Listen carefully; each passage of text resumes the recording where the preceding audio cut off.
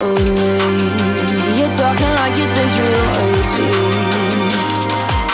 You think that I'm afraid, but I don't break. I heard you question my stability. You think I'll fall just like a guillotine, but I am here to stay. Won't look away.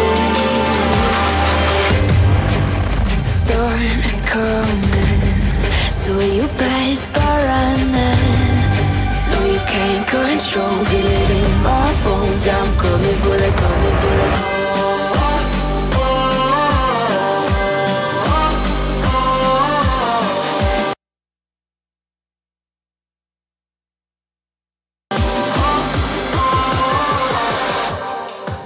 I'm coming for the throne.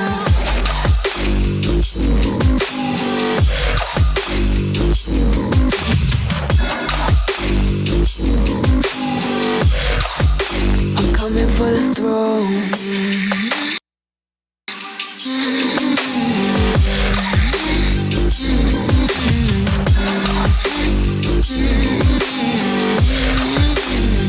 So you wanna be my enemy?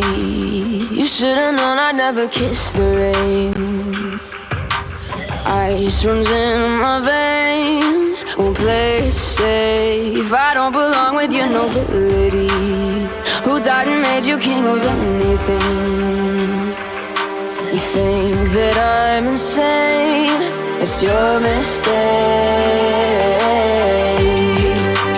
Kingdoms rise and fall, I've come to take it all. I'll take it, I've come to take it. Kingdoms rise and fall, I've come to take it all. I'll take it all. The storm is coming, so you better start running. No, you can't control, feel it in my bones. I'm coming for the, coming for the.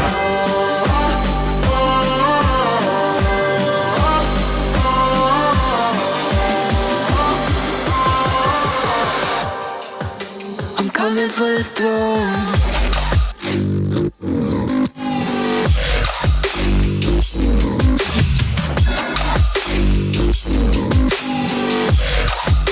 I'm coming for the throne.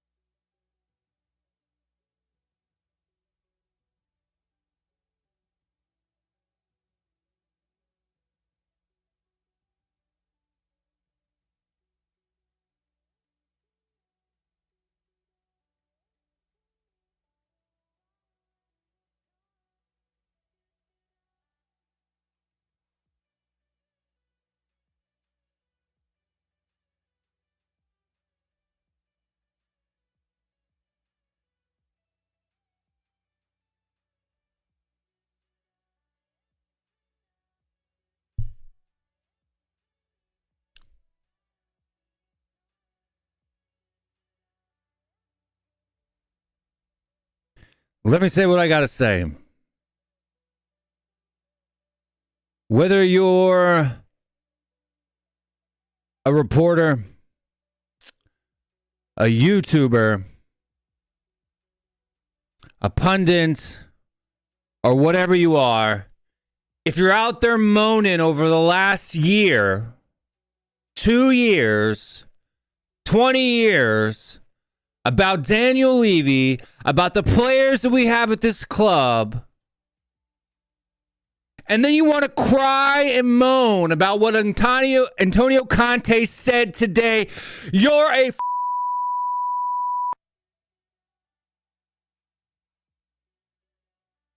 sick of it. All of you flip-floppers, all of you people that go out there and moan every single day about nothing being changed at this club, and you want to complain about what Antonio Conte said today, you're a asshole. Get seriously. Get You know who you are. You know you are out there, out on Twitter, moaning and complaining about what Conte said today, when this is what you've been crying and begging for. And now you want to point fingers at the one person who's got the sack to come out and say what needs to be said. If you're out there, if you're the one out there moaning about Conte today, get I'm sick of it. A bunch of fake fraud flops. The lot of you. Period. One person in the entire time that I've supported this club has come out and stood up, said the truth, stuck up for the fans, for us paying our tickets, for us doing all of that other stuff, and you're out there moaning about it today? Are you kidding me? Really? A bunch of fakes, a bunch of frauds, a lot of you.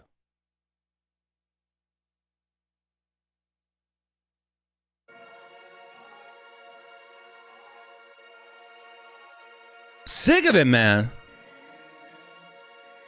Seriously, all day today on Twitter, wherever we are, whatever you're watching, YouTube channels, right? Every single person who's been moaning about Daniel Levy and the players that we have at this club, and now because Conte finally said the truth, you guys want to cry and bitch and moan about it?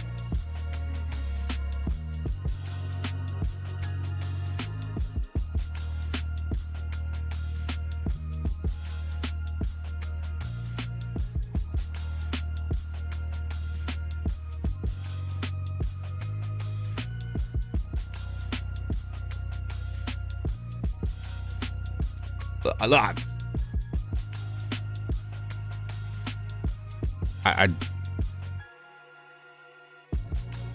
at a loss for words, man. So we're just gonna rock right into it. Big up the people in the comments watching the show.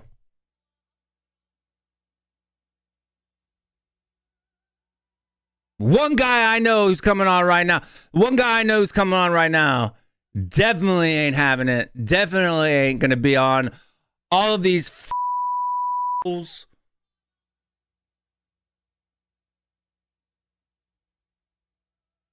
Saying the shit they're saying. Everybody in the comments, show your love.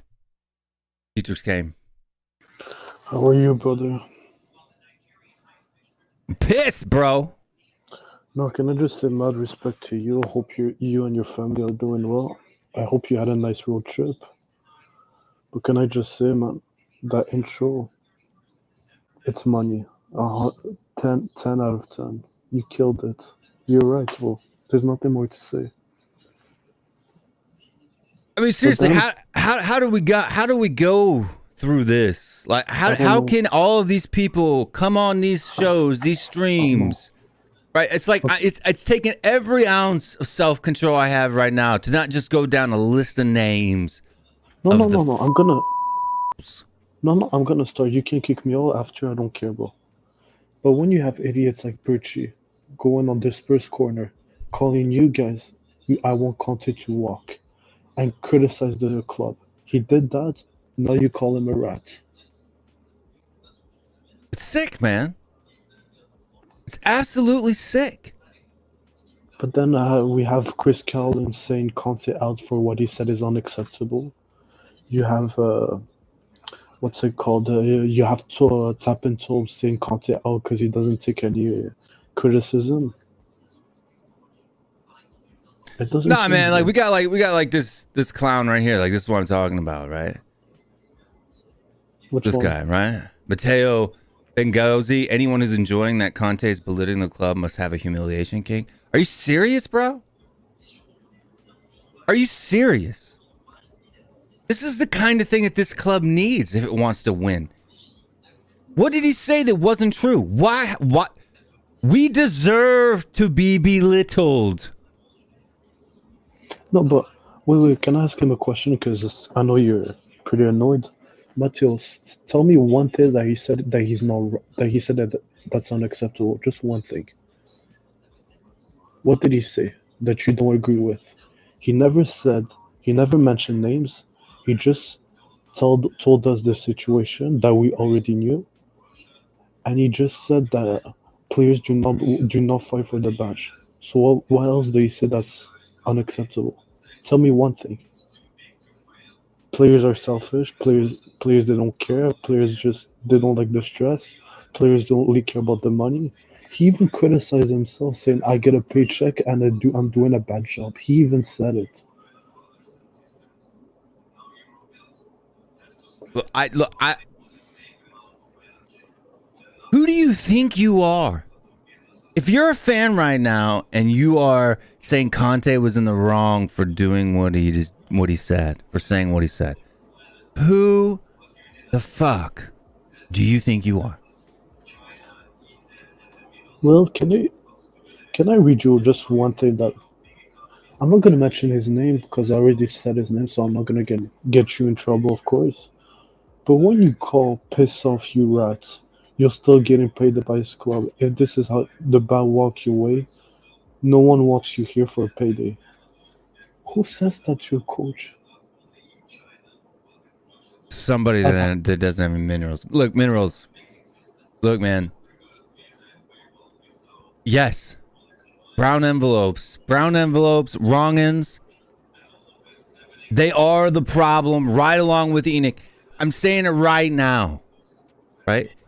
If you're a fan out there right now who supports Tottenham Hotspur and you have a problem with what Conte did today, you're not a fan.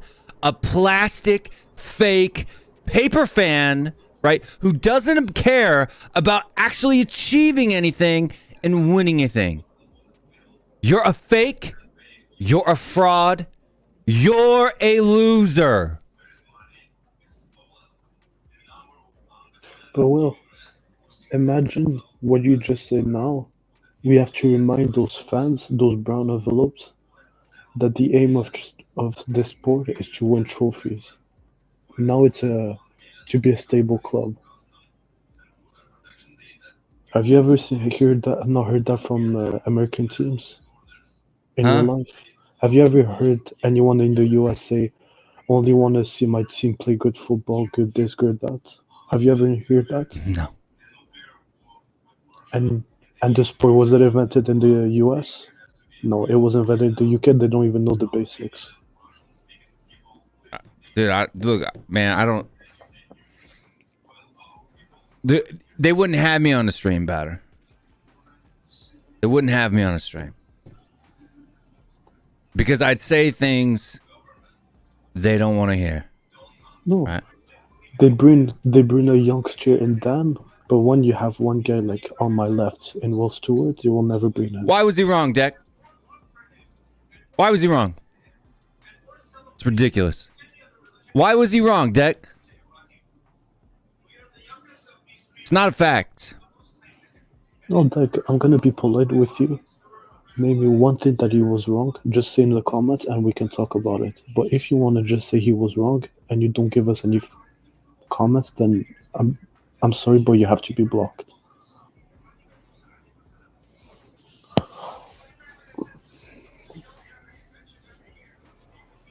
How was he wrong, Deck? Wrong about what?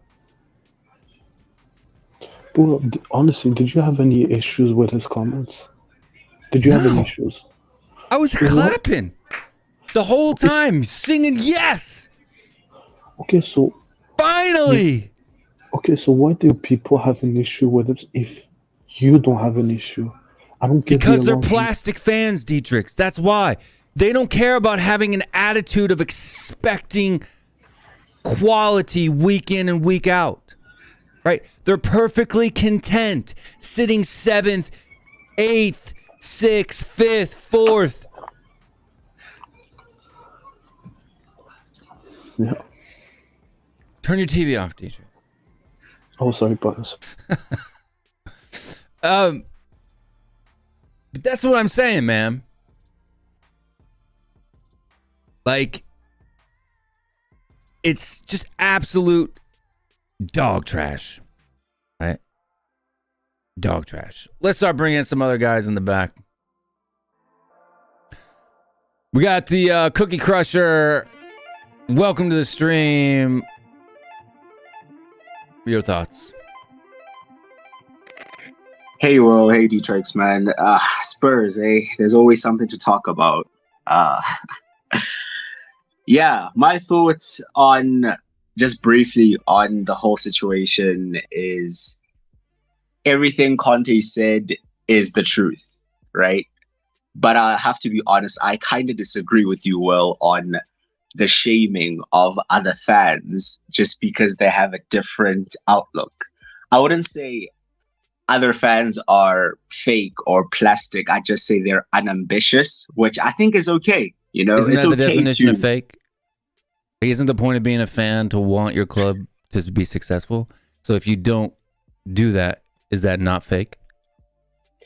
well, it would depend on your definition of success, because for some fans, finishing fourth is success. Why is that success? So, not for me, but I am saying for other fans, because we all know that there are fans that would celebrate that. But right? just because they have a fallacious understanding of what success is doesn't necessarily mean that we should accept that, right? And that's the problem, isn't it? No. Isn't that the problem? Exactly. I'm not saying we should, but I'm also not saying that we should be shaming them for it, because It's about time to be shamed for it. It's been 20 years, man. yeah, it's been a long time. But here's the thing with Tottenham, right? That I've come to realize and has us in a very weird situation as fans. We have a problem with knowing exactly where we fall within the whole big clubs ladder thing, because personally, I don't think we are a big club, right? Because being the sixth biggest club doesn't mean you're a big club. And that puts us in a situation where other fans have also accepted that. So they aren't as ambitious and they aren't as demanding, although I think they should be, but they aren't. But then on the other spectrum, you have fans like you guys, and I'd say myself as well, who are demanding and who are ambitious, but we cannot really be justified for being as ambitious as Liverpool, because there's that thing Hold on. who are Tottenham. No justifications needed for ambition, right? For example, if I'm working in my career and I'm doing things as an individual, I don't have to earn success before I can demand success for myself, right? That's a weak loser mentality, right? Ambition means that you start expecting the best from day one, right? We could be sitting 20th and I could still expect this club to win the league, right? That's what ambition means, right? Ambition means that you desire to be the best. You expect to win. And you can't win, you can't actually do it until you expect it, right? The other one doesn't come. You don't get an expectation of winning after you've won, right? It's the expectation of winning that gets you over the line. And in situations exactly like today. And that's what Conte was trying to say, right? When he was like, why? After the same owner for 20 years, haven't won anything. Why? Right? You could blame the managers, right? But he's saying, look, I know these managers. They're good managers, right? So where does the blame need to go, right? If the players are comfortable and if the players are happy with the amount of success that we're getting as a club, that's a problem, right? And if it comes from the fans have accepted it too. That's a problem. This is my point, that we're in this situation where some fans are just happy with fourth. They're just happy with where we are. And I'd actually go as far to say the majority of fans are like that. And you can also see with the players as well. And they're all fake. And Alexander Castro wants to know what the XG on Conte's presser was, 10,000. Let's bring in the next guest. We got him sitting in the back. Lee, Enigma's in the house. Big up, Lee. What's going on? What were your thoughts today? Hey Lee, how are you? Well, first thing I'd like to say is that I think I'm completely on Conte's side. I think what he's done is absolutely right, because it's something that we've been saying for a long, long time, and now it's just brought it to the forefront from the core of the club, right? It's from 100%. Someone on the inside. Absolutely needed to be said. The problem with this club is if you've got no ambition at the top to go anything further than what you're happy to achieve, which is fourth place, then at some point that's going to filter down into the players as well. Because if it's not expected at the top, then they're not going to expect it. They're not going to try and achieve that.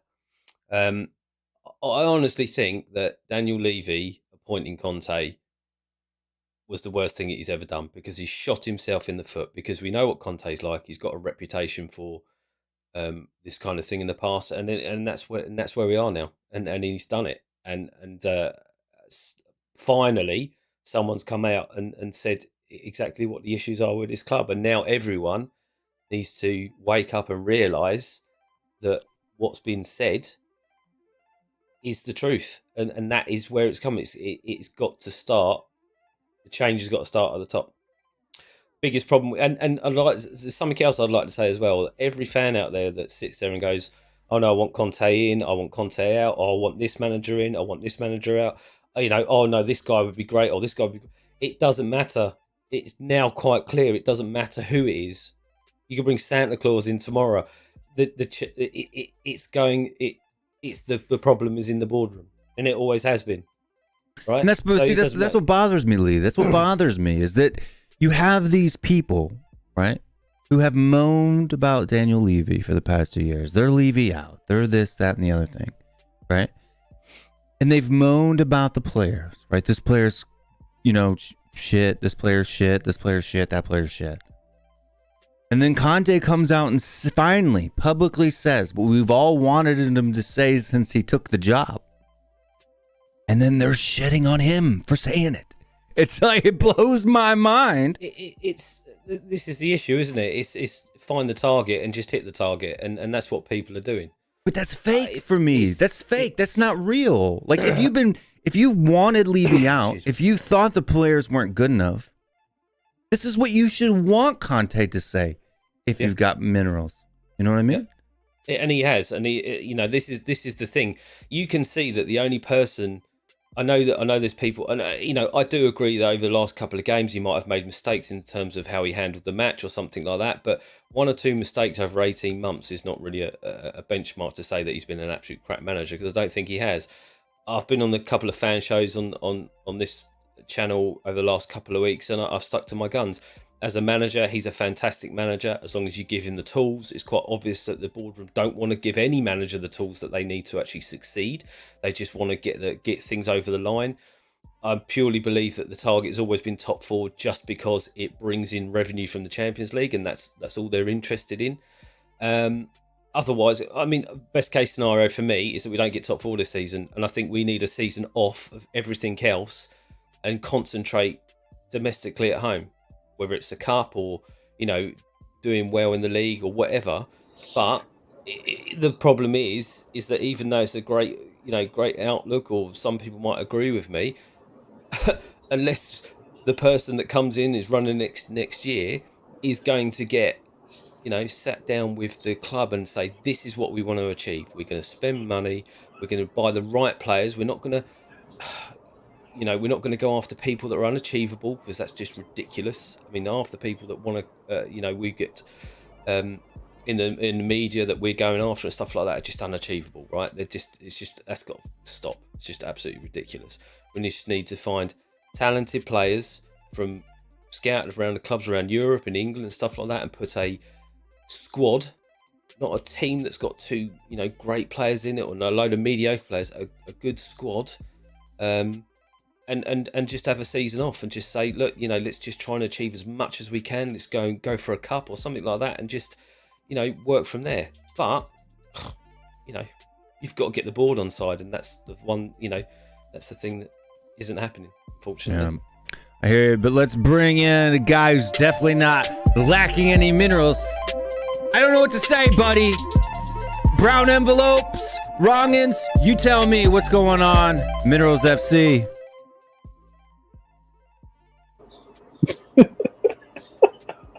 You there, mate? I was muted, man. Oh. Bro, like you see you, man. Like today, contest fault was not bringing the subs a bit earlier and going to like. Does it mean I'll kick or anything? Bro, my mac's working, man.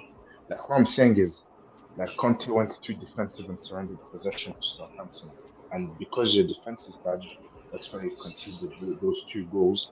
And subbing on Saul was an issue, in my opinion. Should have at least taken off like Son. Like Son played well, don't get me wrong, but for like the game management, and this, that, and the other, for it to be well enough. And that's what I can only say Conte got wrong. As for the stuff about the comments, he's spot on. He needs to call out the nonsense. He needs to expose the wrongings in the game, which are inic. And he's an elite manager, and you can see what he's done for your club and the previous club. People don't forget that you guys could have went third if your defenders weren't bad, right? But again, that won't be the narratives of the brand envelopes. Now they have ammunition, to spout their nonsense and their waffle. But Minerals, what bothers me with those fans is that they call themselves Spurs fan if you only care about the money now. How can Exactly, you? the brown How envelopes. can you? They're No, so hypocritical. no, but like you cannot be that much of a brown envelope. Like it's not possible, man. Imagine I give you money and tell you don't ever speak to your mother. Would you do it? Yes or no? No, like Of course, that's the same thing with your football club. Everybody has a price.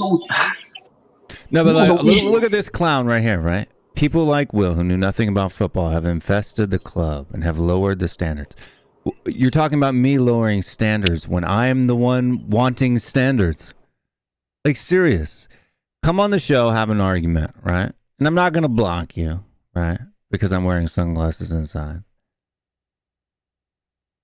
You're just literally, come on, have a debate. Show me you know half as much. Show me you know as much about football as I know in my prick. Right. And then we'll talk. Like While I fans play like music him, in the background. there's another wrong on this Joel and Hunter, man. He hasn't got the minerals to debate you, so he has to resort to another way because he hasn't debunked your opinions.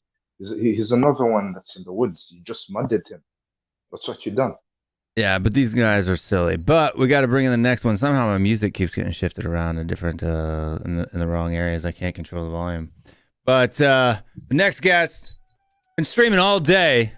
Definitely not a wrong or brand envelope, right? This guy here.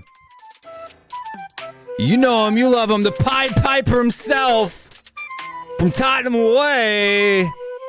Stelios is in the house. No, get him out. Get him out, please. Get him out. Get this wannabe Pablo Escobar out, please. Get him out. Big up Star, man. The minerals general himself. No, I can't stand this guy. He's another brown envelope. What are your thoughts about people like Julian Hunt here that like to say people like you and I still are ruining the football club while we play music in the background? Look, the fact you're watching this show means you're intrigued, you're interested, and we've got your attention. As long as I've got your attention, then Come the on, then, buddy. conversation and the message. Come on, bro. They'll send you to the woods. That means we're winning. Get to the woods. Because I've said for a few weeks Minerals now, are funny. right? When the channel got to 10K subscribers, I said my aim is not to build or trying to build this huge, massive channel like AFTV so we can be rich and buy nice cars. And listen, there's many ways to make money, and YouTube is probably one of the hardest. Okay, but having said that, the reason I want to grow my channel and I want us to grow our channels is because if we can get a loud enough voice, I know we can cause disruption in the club. Disruption brings about change. That's why I'm doing this. I'm not in it for clout. I'm not in it for ego. I'm in it for disruption. You're a man of the people, mate. And that's where I come. The realness.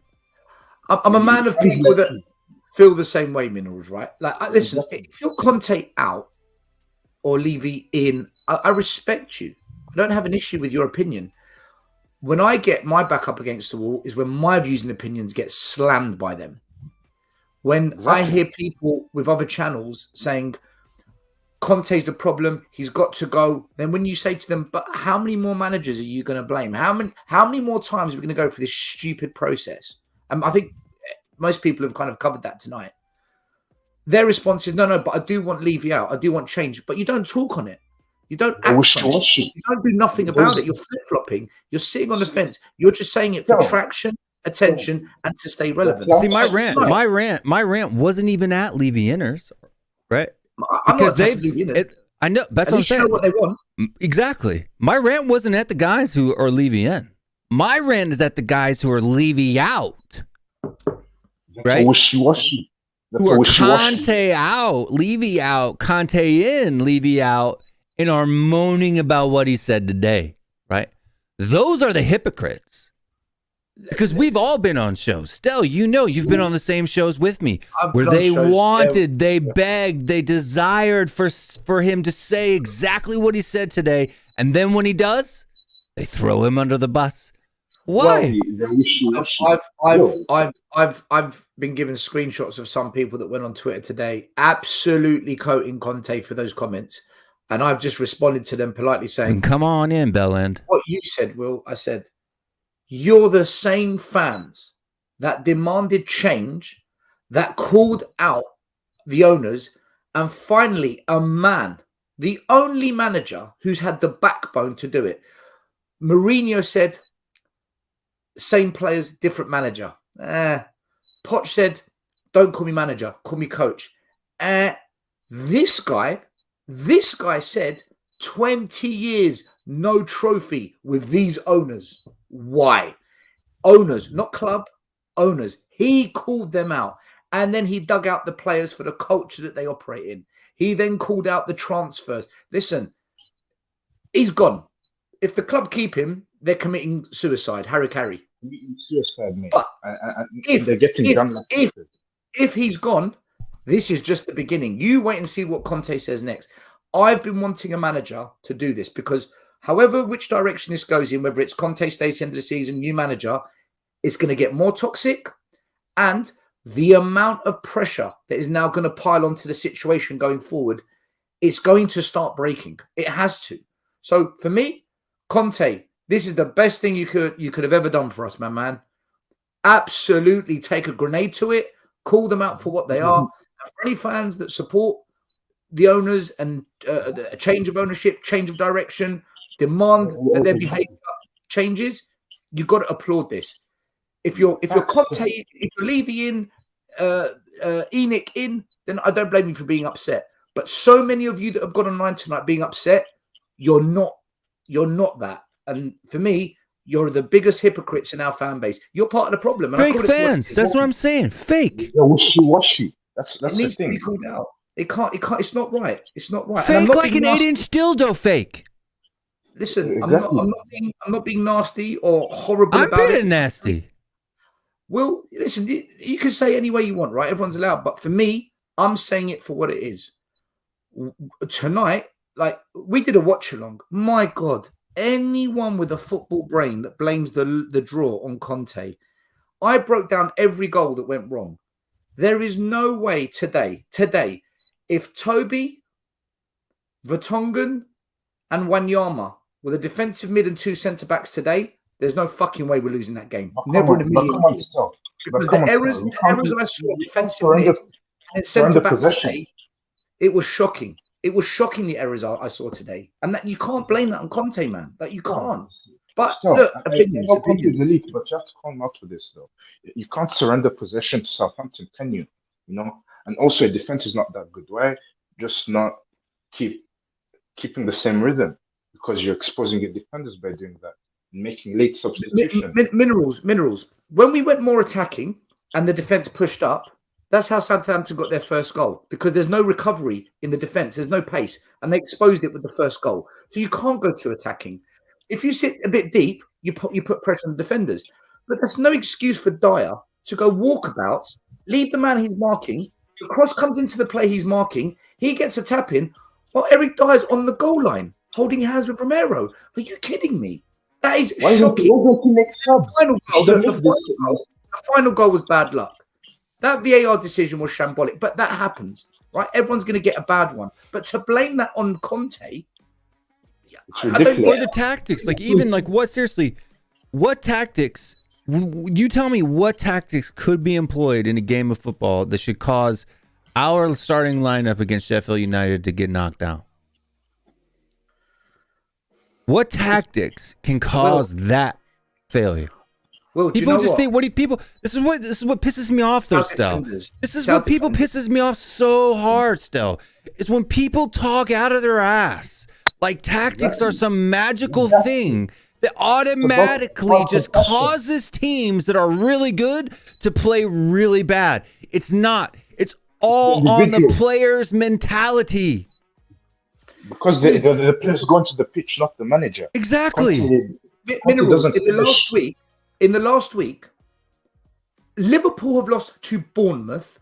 Southampton drew, the same team today, drew with Manchester United, this elite team, at Old Trafford. Everton drew with Chelsea at Stamford Bridge today. Everyone is all over the shop. People need to relax on what is going on here. It's insane, man. It really is too much. And look, I'm not going to speak no more because I've been speaking all day and I'm tired of it. I just wanted to come on and support the show. And, you know, let's bring in the next guest. He's sticking in the back. He's stepping it up. And Cookie Crusher, stop calling me out. Cookie Crusher, stop calling me out. I'm here now. If you want to call me out, I'm here. We can debate. I'm here. What did I call you out? You've got a lot to say. You've got a lot to say in the comments. I'm here now. Talk. For a moment, I felt like my new name was Cookie Crusher. For a moment, it felt like my new name is Cookie Crusher. Minerals dropped out. Sorry about that, mate. Hey guys, how you all doing? Sorry, mate. Sorry, mate. How you doing, Elias? I'm okay. Just woke up a bit late this morning. Last night I was on screens. James, I got no idea why you're putting in Google Translate Korean into the chat. But welcome to the stream. By the way, can I say, like Lee's another fan who has been saying for a long time, we hope that Conte calls them out, or we hope Conte does something at some point. You know, there's so many fans like Lee, myself, Will. Because you are, bro. As well. So many of us have been saying this. Yeah, but still, what bothers me is that we have fans like you, Lee, Will, people that I'm not saying like they have a huge like reputation or like a huge like fan base, or let's say, but how come we have the biggest like Spurs channels that accept this BS? I don't get it anymore. EVSP, I'm not bringing you on until you flash your camera, man. Dude, they're paid. They've got sponsors. Their sponsors are linked to partnerships with the club. Look, I'm not going to mention the channel, but a big Tottenham channel lost its sponsor because that same sponsor was in partnership with Spurs. Spurs told the sponsor, there's a YouTube channel that you sponsor, and they talk badly about us, the owners. Either you counsel your sponsorship with them, or we counsel you being a partner. What's the bigger deal? This company having a partnership with Spurs, or this company sponsoring a YouTube channel that's small? Well, not small, but not massive. So they pulled the sponsorship on this Spurs channel. So now that Spurs channel loses funding, they no longer go in hard on Enoch and Levy. Who cares? Right? Look at So So all the other YouTube channels that have got sponsors or they get special arrangements, access to priority tickets, merchandise, they get to play in the stadium when events happen. They're not going to lose their links or sponsors by speaking the way I do, right? They're not going to do it.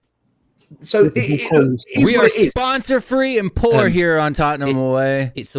They're acting just like the club. It's all about the numbers. That's right. It's all about the numbers. I just want to say real quickly, we got 160 people watching live on all the platforms tonight at 1 a.m., almost 2 a.m. now in the UK, or 10 p.m. Here on the East Coast of the US of A.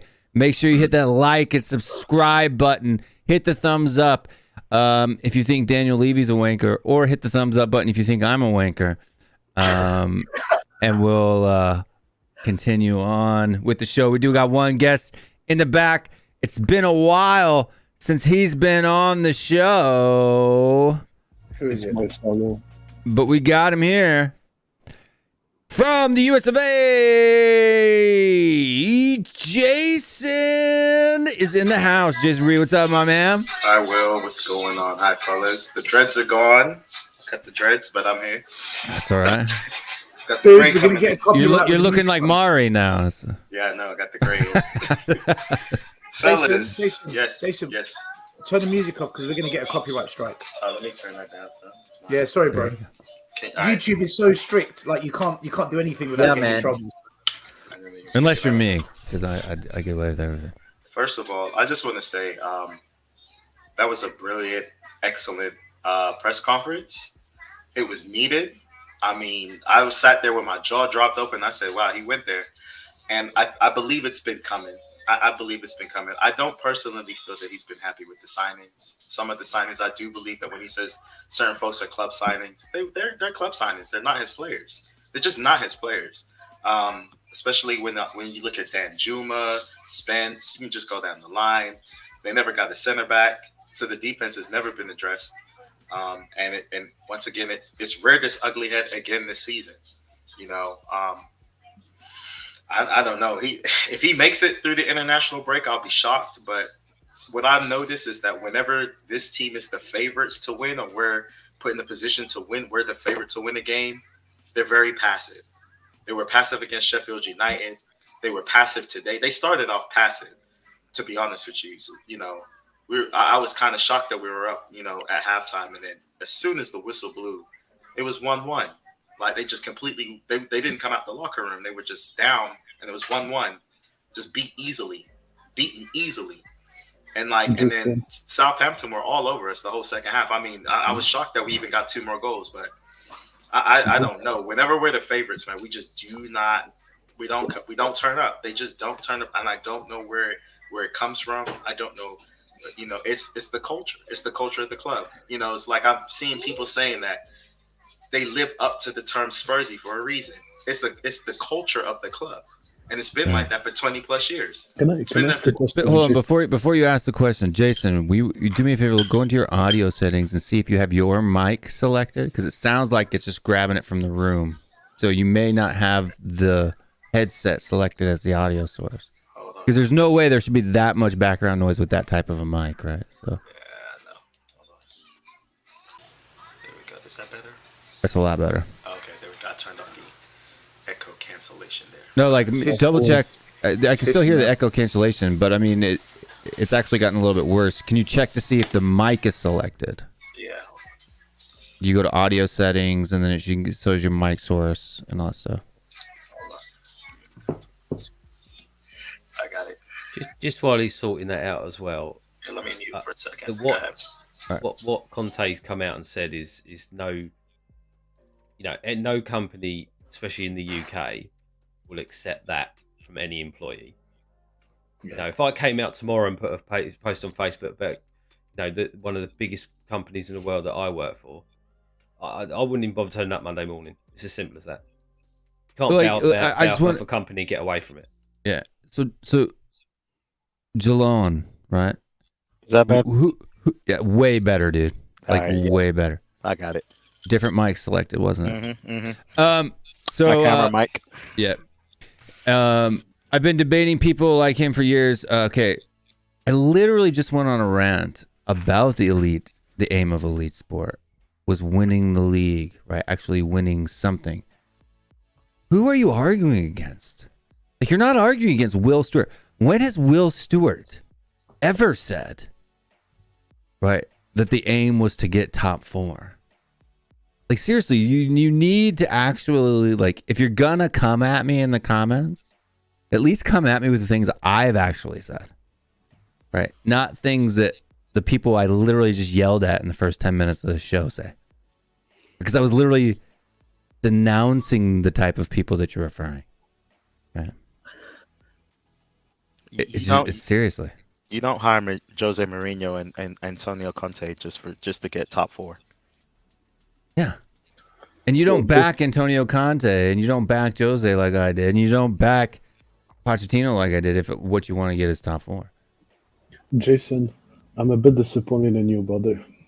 Your fun didn't leave you with that shirt. I can see it. I see you, man. That's an old one, man. This was last season. This was last season. I wore it today because I thought we was gonna bring that last season, second half of the season magic, and obviously,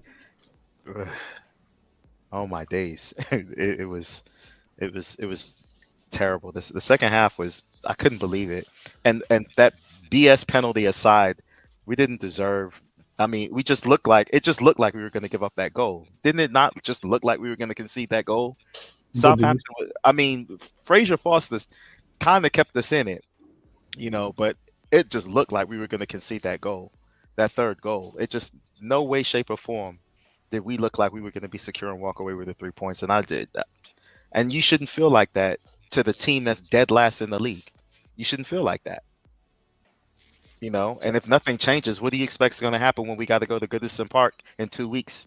Well, it's because once we've how many times have we done that this season, though, where we've been up, we've had the lead, and then set up shop and just let it go, right? Like we did under Jose, right? Similar thing, right? After the West Ham, when we were sitting top of the table, and then all of a sudden, every single game, we're giving up 3-0, 3-1 leads. Like, I didn't watch the game live because I was coaching my son's U12 team today. We won 8-3. That's what proper coaching does for you. Congrats, by the way, bro. Congrats.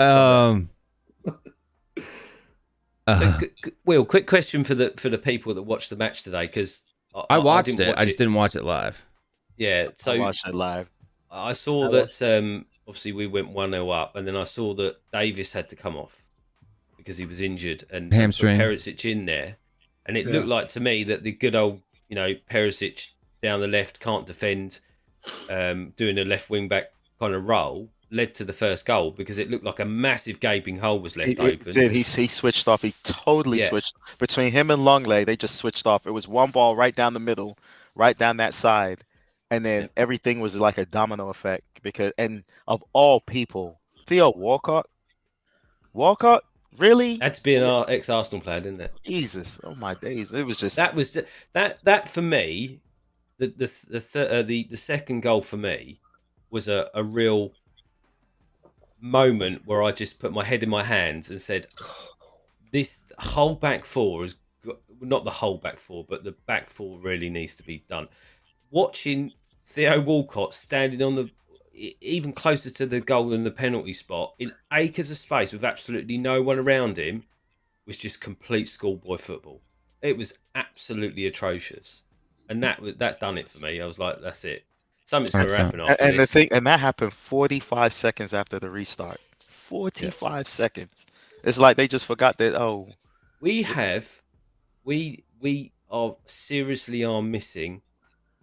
And this whole, I think I know a lot of people are saying he's over his age and over his prime now or whatever with Lloris, but having a captain at the back almost gives you that little bit of, marshalling the guys around in defence. We seem to have completely lost that. I don't think Forster does that really, but we really are missing a Gary Mabbott type defensive captain leader. They're just doing whatever at the moment. It's complete and utter shambles. Yeah, this is the last comment I'm going to make to Joel because I've already given him more time than he deserves. I haven't mentioned stats once tonight, and like seriously, if you think stats are an issue in football, that means you have no brain. Okay. So if you think that stats mean I don't know anything about football. It's because you're not smart enough to interpret what those stats say. Okay. Like I said, the links are pinned to the top to regardless of what channel you're watching this on. I know you're watching it from the Tottenham away stream. So click on the link and come on the show, my man. You're welcome to actually try to dismantle me yourself. You didn't answer the second part. That's the last time I bring up your comment. So yeah, and by the way, I've never been dismantled by anyone. So Sava's not the one who left the show. Sorry, Will's not the one who left the show. It was Sava. Exactly. So who can't? I'm not the one who ran away. Who can't handle what? We Can I got just one say more something guest. to Lee? Will, Yeah, but let me bring in this guest first. All right. Cool. We got him here. First time on my show. He was on earlier with you today. Spurs Day America. Oh, big up, man. Big up. Hey, man. What's going on, What's fella? up, everyone? Hey, big up the panel, everyone. Big up Still. Big up Will. How you guys doing tonight? We are doing good. Right now, we got 170 people watching live at this time of night. Make sure you hit that like and subscribe. I wanted to just quickly say to Lee, when the starting lineup came up, right, the team he fielded was the exact same team that he started against Nottingham Forest, and a lot of fans were happy with that. So he had Davies and Porro as the wing backs, which everyone was really happy about in terms of what we can pick. Forrester in goal, and then Longley, Dyer, and Romero the back three. Skip Højbjerg in the middle. In the front three, he dropped Kulu and started Richie. Right, everyone said good. Keep the continuity. Glad he didn't drop Richie. So in terms of team selection, no one bitched or moaned. Within 5 minutes, he got forced into bringing on Kulu. So he's forced to go to plan B because Richie does his hamstringing. Richie went off crying because he's realised, shit, just when I get my chance, another injury, I'm out for the season. So he got a bit emotional. Then, halfway into the half, I got Davies, you, EV. I see you. You're good. You can keep your game off now. If you show your wiener, though, I'm going to knock you out. Right, then Davies is forced off. So, without choice, Conte's forced into Kulu and into Perisic. So, we're already down, forced into changes he never wanted to make. So, there was nothing tactical Conte did for anyone to complain. He's forced into replacing injuries. Then as the game went on, look, we're 3-1 up. You're thinking it's all well. But individual errors at the back absolutely cost us. And how many times, Lee, have we said individual errors? And it's the same idiots time and time again. You know, Stellos, season, different managers. And then the killer for me was Højbjerg and Skip. They're looking knackered, man. They're you can see they're exhausted, them two. Skip's been thrown into the deep end. Right, can you just carry the team in the hardest role, midfield, for the next 10, 11 games because Bissouma and Bentancur are injured. So he brings on Pape Sarr, a player that so many fans have said he should get more game time. He brings him on, and then fans complain about substitution. That's what I was about to say. You know what? When you've got an agenda, and you will find any way to keep servicing it, rather than just sitting back and say, could Conte have done anything different? The only thing maybe we could have done different is to keep Porro on and be a bit more attacking down the flank because Porro was having a really good game and not bring on Emerson. But I'll be honest with you, if there's 3-4 minutes to go in a game, why would you not try and see it out? Why would you not try and do that? Every other manager does that. He did it. It backfired, but it's not Emerson. It's not Emerson that cost us. It was. Stellis, what's crazy is that I know I want to point decision. out though, but what I was pointing out when the starting lineup came out, there were people that actually were saying, "How comes?" They were like saying Conte takes out a player who was in form, as in Emerson, to play Pedro Porro, but then these same idiots, I'm out of the match. Porro, right, I'm out of the match. That's what I'm saying. But these same idiots were saying, well, why the hell did he put in goddamn Emerson? You can't win with anybody because they were trying to find any and everything to blame Conte for this loss. There was nothing wrong with those substitutions. He had one substitution window left because, you know, he obviously had to use the 2 windows to make the 2 injury subs. So he only had 1 substitution window left. We were up 3-1. There was absolutely nothing wrong with bringing in Saw to have 3 in the midfield because they were getting overrun in the midfield at that moment. As Southampton were pushing, so there was nothing wrong with bringing Saw and playing the 3. I thought he was going to do a like for like, but when I saw that he pulled Kulu off and left Skip and Højbjerg in there, so he was going to play a midfield 3. He basically went to a 3-5. He went to a 5-3-2. okay, and wanted to have 3 in the midfield, and then brought in his defensive right wing back, which is Emerson for Porro. There was nothing wrong with the substitutions. They just didn't secure the win. They just didn't secure the win. There's nothing wrong.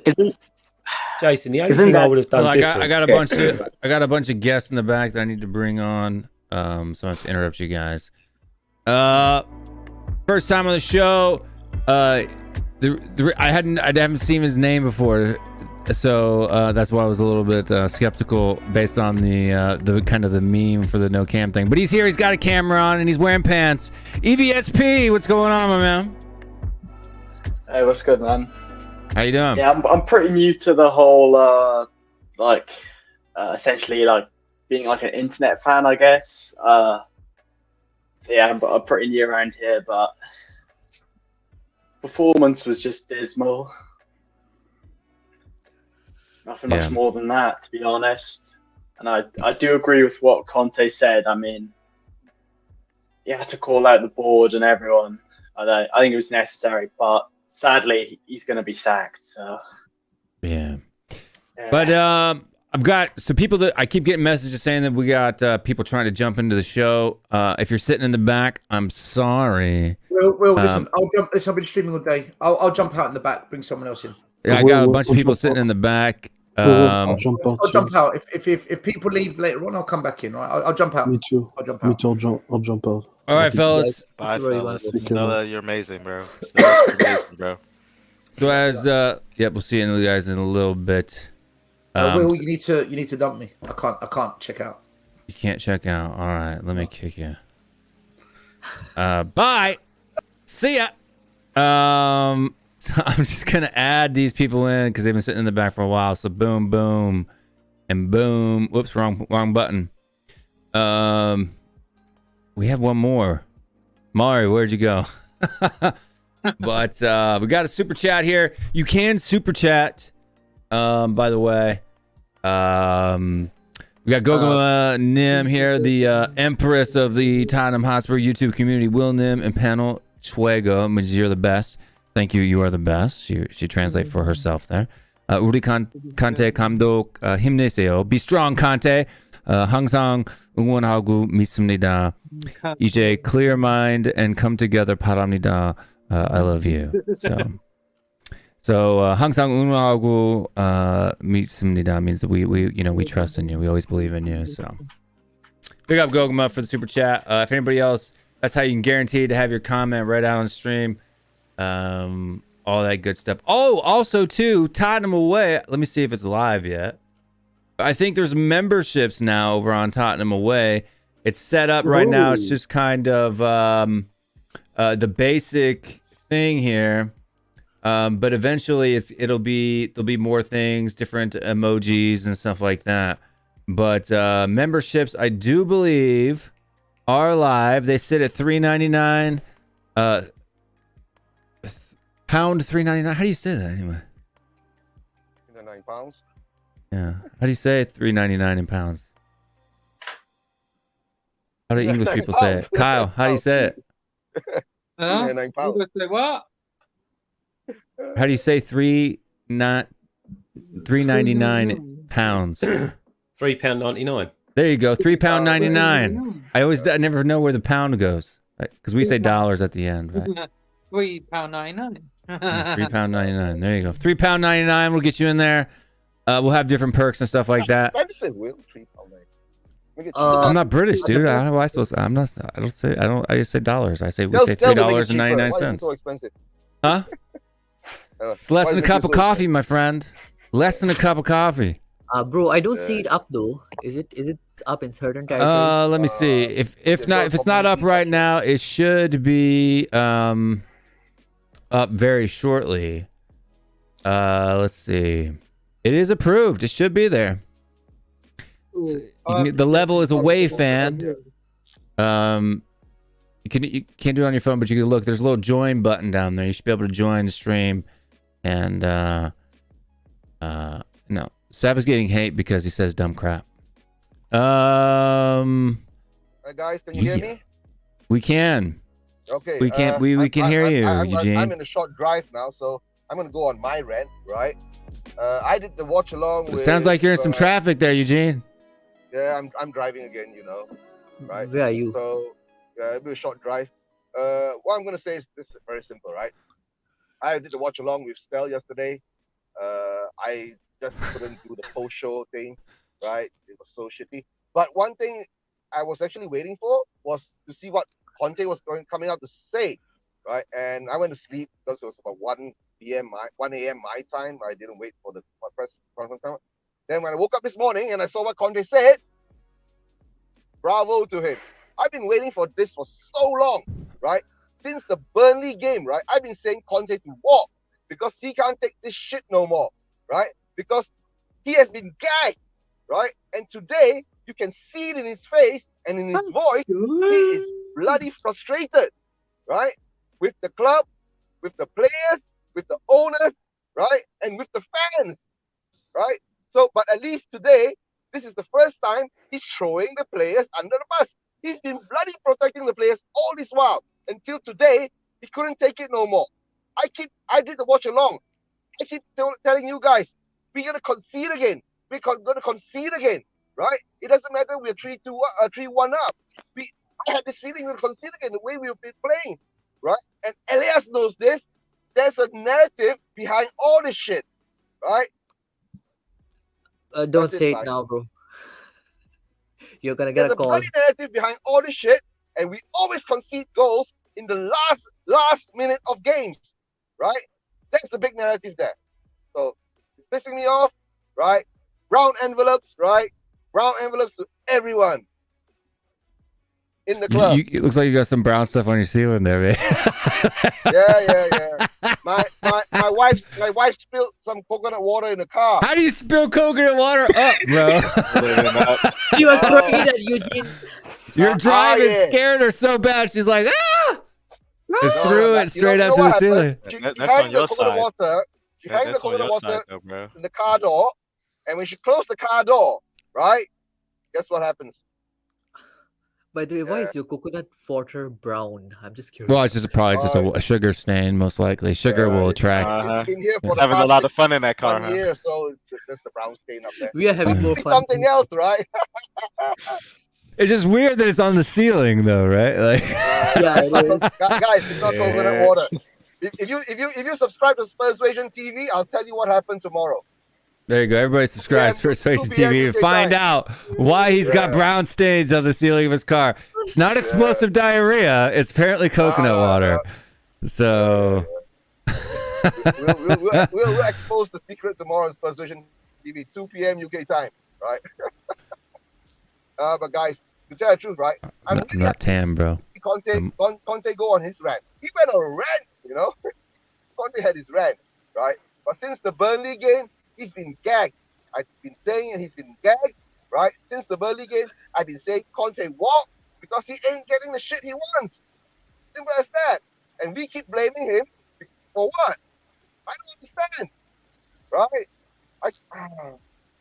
And I just given up, right? I keep saying to you, to the fan base, don't blame anyone else, blame ourselves because we have accepted this shit, right? Blame ourselves or get over it. But I've gotten over it. I don't care anymore, right? We win, we lose, we make top 4, we get relegated. Fuck it. Yeah, that's it.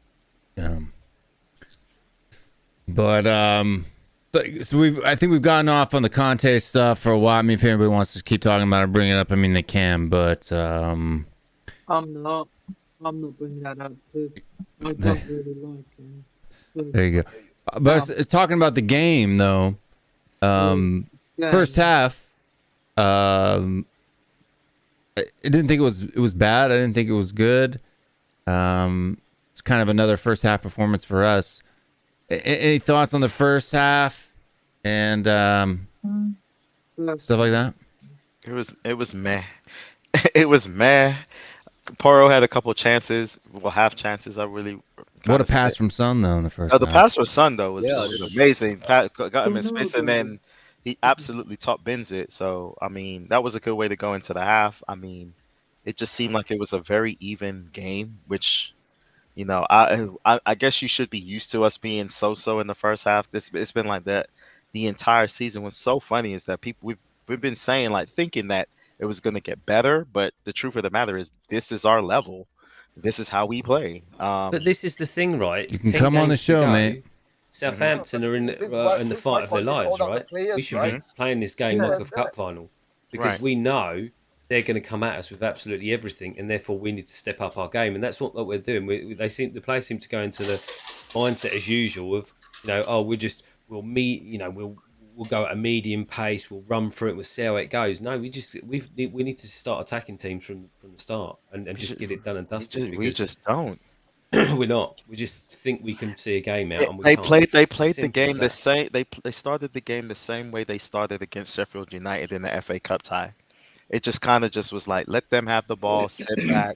I don't know, and you can't really say that it's a Conte thing because they was doing it with Mourinho, where they just kind of they don't really press. You know what I'm saying? They just don't press. If it's a team that we're supposed to beat, for some reason they don't go at them. They got no fire in the belly. Yeah, they just don't come out. They do not come out with the press. It's the one thing I can give Bentancur credit for is that when he plays, he kind of pushes them forward. Like if you remember the Man City game, he's the one who will initiate the press. But I just don't see it, and I don't know who's to blame for that. I don't know where it comes from. I might piss off some people, but sometimes I feel that Kane doesn't exactly press. Piss him off, Jason. No, I just don't feel. I for a long time just watching these games, I just really don't feel like as much as we love Harry Kane, even if you was to get Pochettino, we just don't see. We can't press that. We can't play that pressing style because we just don't have anybody at the top that presses like that. Kane's not doing that anymore. Okay. On the flip side of that, Jason, just talking about that though, that is, you look at every team from the mid-table down, when they come to Tottenham, their manager goes into that dressing room, right? And the first thing he says, right, we're playing Spurs. I'll tell you how to beat Spurs. Pressure them. That's all you need to do. Yeah. Just put pressure on them. They will crumble at some point because that's exactly what we do. And that's why over the last couple of seasons or even 5-10 seasons, we've never stepped up our game because we take the smaller teams or the lower teams as easy wins, and they just know how to. They know how to counter it. They just put pressure on us. We can't handle the pressure. We haven't got the players that can handle now, the Lee, pressure. I want to remind you because it's one of the things that Jose said and Conte has also echoed in the fact that they feel like they're entitled, like they don't bring it. Absolutely. It's the you players. know what? Today, the one thing, as I said, didn't watch the game. I've only watched the highlights. Do you know the one thing I noted? There's one positive came out of this game. That was Porro's goal. He needed that because he is a goal scorer from that right wing wing back position. I'm glad he got that goal. The second thing, Perisic scored. What the fuck did he do after he scored the goal? Nothing. He just sort of stood there as usual and went. And I'm just like, you're going to celebrate? They tried to play it off like it was relief, but to be honest with you, before he actually scored that goal, he was at fault for the first goal. Yeah, he was almost like, I've redeemed myself. I won't celebrate. He was at fault for the first goal, and he really, and then like he scored that, and then he was off. I think he had a couple bad crosses, like they just weren't connecting. You know, it played into the narrative of once again. As soon as he came on, we just knew like, well, there goes Sonny's game. Sonny's game is completely done now because here comes Perisic, and and it's already been broken down. Everybody can see it. It's obvious these two do not work out. So it was kind of fortunate that he got the goal. Like Romero headed the ball back to him, and he got it into the goal. But for it just didn't seem like there was any attack coming down the left side. See, I'd say the only one thing, and I can't say whether this is right or wrong decision because of the fact, again, I didn't see the lineup, so I was watching my local team play at the time because my boy was doing the mascot for him today, so I didn't get to watch it live. But was Sessegnon still out, isn't he? We didn't have anyone as a direct left back replacement, so we couldn't do anything but Paris is all we got now. We're in trouble. Yeah, so I mean, if Sessegnon had been fit and he'd been on the bench, I would have maybe swapped him because he's more defensively minded. Because we know Perisic isn't. He leaves a massive gap, and this is the problem from January in the summer. We didn't build into the bringing in players for that particular role. And hopefully Udogie will be better next year. But he will be. But Lee, you watching that game, as I watched that game, you knew that game. That everybody's not even mentioning it. There was about 3 crosses that Kyle Walker-Peters put in, some excellent balls that just Southampton just didn't get to. I mean, he put in some wicked crosses, and I'm like, this is the same player that we let go. You know, it's like after that third goal that we scored, it's like they just shut off. Mm-hmm. Right? I mean, they literally stopped. Just even looking at the stats today, because I didn't, like I said, I was coaching a game today, so I didn't get to watch it live, but I watched it. They had like 20 shots. Yeah, 20 shots on target, but not only that, or no, 20 shots, 7 shots on target. The possession was 50-50, and we spent 30. I was thinking it was the 32% of the game in our defensive third, and only 21% in theirs. Right, so we had 3 shots on target and 3 goals. Mm-hmm. Right, like that's how clinical we were today. We didn't. It's not like we went out there and battered. And just even watching them. So the first half seemed kind of even. It seemed like we probably had a little bit more of the possession, a little bit more of the tempo, a little bit more of the of the chances or putting pressure on their goalkeeper. But the second half, man, was pretty much all Southampton. Even though we scored 2 goals in that second half, bar those 2 counterattacks. What else did we do? It seemed like from what I saw. It was mostly second half was mostly Southampton. And the biggest and the damning thing about it was that they brought on kids. Their 2 center backs go out injured in the first half, and we can't beat them. They lost their 2 center backs, and they literally had Maitland Niles playing their right-sided center back, and we just didn't take advantage of that. Like the one cross that they got, Kane's goal is exactly what you were. Not true, Mateo. Post the evidence, bro. I've been saying that for at least 3 weeks, dude. So.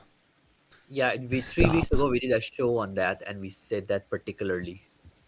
But Will's been saying that Will and Perisic haven't been working together. He's been saying that. Where you been?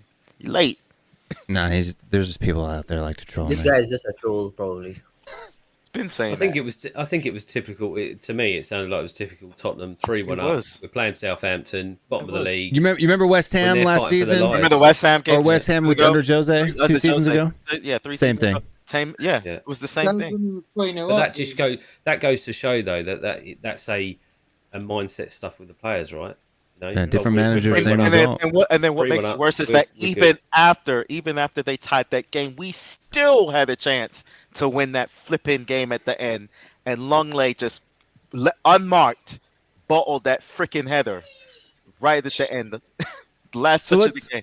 Let's kind of try to pontificate on who Conte was talking about and being lazy, even though he addressed it at all 11 players, or being selfish rather, playing for themselves. Who do we want to think? Because for me, in that first half, hold on. In that first half, you had Harry Kane with 3 guys in front of him, Son on the left, Kulu on the right, and he shoots it over the bar. Like even the announcers were like, "You selfish prick," right? Yeah, it was a quick counter. I gotta make a move, right? Thanks for having me on. I'll be watching in the background, right? Work started, so right. Big up, guys. Go to work, Eugene. Don't watch in the background; you'll get fired. No, I'll watch in the background. Fuck the good boss. Take care. All right, guys. Bye-bye. Everybody go subscribe to Persuasion TV. I think he's going live tomorrow morning, so tomorrow, go check out his channel. 2 p.m. UK time, right? Live 12 p.m. UK time. 2 I'll be asleep, bro. I ain't waking up at like 7 a.m. All right. Take care, bro. All right, man. Bye, guys. Bye. Bye-bye. But man. It was a quick break. It was a great counter. It was like we had like a 3-on-2, and they were backing off. Son was open. He was unmarked, and Kane just from outside the box and just put it over the bar. It happened a couple of times actually. Yeah. And I definitely think that Conte was specifically talking about Kane. And if you think about it, Kane has had to be selfish for the past few years. Him and Son have only had individual titles to fight for, and the whole goal scorer thing, or like the golden boot and stuff, they're obviously still chasing that. Or Kane specifically this season is still chasing that. So yeah, that's the thing. He has to be selfish, but I think that if you're gonna be selfish, you're gonna have to be like a Ronaldo, where you're so like, you being selfish is not at the detriment of the team. Like, you'll be selfish, but then you'll score like 5 goals or something. And Kane just isn't that guy. Okay. So Yeah, 100% Kane's not that guy. But I just want to throw something up here real quick, just so Mateo will shut up. February 20th. What's today? Anybody know? 19th. The 19th, right? And how many days? So that's what, a month ago, right? So not 3 weeks. That's 4 weeks ago. Mateo did, and I had said it on the show before I tweeted this tweet, right? So let's just stop being dumb, right? People always try to challenge me. Do you remember? I'm the king of stats. I always have data to back up what I say, always, no matter what it is, right? So gotta stop, man. You gotta stop, bro. Just stop. If you keep going on, I'm just gonna block you. Right. Yeah, Will's gonna block you, man. The king of stats is gonna block you. That's right. I'll block you. Because after a while, once you show a guy the data, the actual facts of the matter, because he said 3 weeks, I said it 3 weeks ago. Well, bro, I just showed you. I said it 4 weeks ago, live on Twitter. Right. So yeah, gotta stop, bro. Gotta stop. Because once you, this is the problem when you get people that have like confirmation bias or just straight up cognitive dissonance. They can't handle the cognitive dissonance of actually seeing, the truth right there, and they just want to continue to troll you. After a while, I just say, bye. Well, can I ask a question? Rocket. So, does anybody expect Conte to be on the touchline in when we resume in 2 weeks? No, And if not, who takes charge of the team? I think he'll be there. He'll be there. In my I opinion, think he'll be there too. Levy can't afford. Seriously, think he's going to be there after what he said? Right, Mason. I can't see it. Honestly, no Come on. employer will accept that. If I, as I said Yeah. earlier, if I walked in and said some bad things about, my company, saying they're crap, they don't make any profit because the CEO's a load of, hasn't got any vision or anything like that, then I wouldn't bother turning up on a Monday. I really He's wouldn't. never I lost think against Everton. Let people know he's never lost against Everton. He's never lost. Yeah, but I Lee, don't think you. the difference He'll here beat is that Stellini.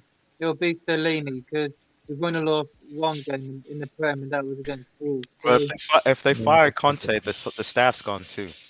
yeah, Except Stellini- Mason, except Ryan Mason. Mason take over, wouldn't he? yeah. But Do if you they think- don't, then it shows Levy is weak.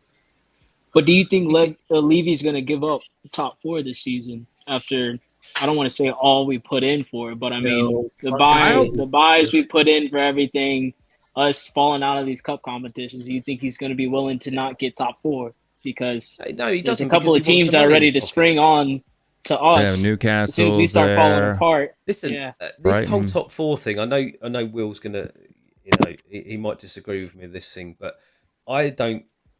We are in a position right now, but that is all based on the fact that other teams have not played the same amount of games as us. I think if you look at the games they're going to play to match up to what we're on now, I think they're all in a much stronger position to be in the 4th spot than we ever are. So this whole we're in a top 4 race, we are, but only because we've played more games, which I'm finding a bit strange because we've been in so many different competitions. I can't believe we've played more games than anyone else. So at this point, so I think that if we could have a stop today and get all those other teams, I mean, Brighton's they've got 3 games in hand, and they'll be on the same amount of points or 1 point, even maybe ahead of us. This season's been so weird. But nobody's winning. It is. It's a strange one, but Because and when I say But if strange, you look at because it, you even nobody's look at the winning. regulation battle. Look at the relegation battle and how many points is separated between like 12 and 20. I think it's well, ridiculous. Chelsea are down to 11th now, aren't they? Yeah, but there's a little gap. There's a gap, but I think like between Palace and Southampton, it's literally 4 points. It's 4 points. Check this out. Never tweeted this guy. Never talked to him on Twitter. No, never talked to that son of a bitch. Wow. Look, Chris Carolyn. There are a few of them. Wow. Okay. So let me just say something. This guy, I don't want to speak ill about anyone, but once I started watching all the different Spurs channels a few years back now. Not only can I not watch him because he's the most monotone person I've ever listened to in my life, but I could see straight through him.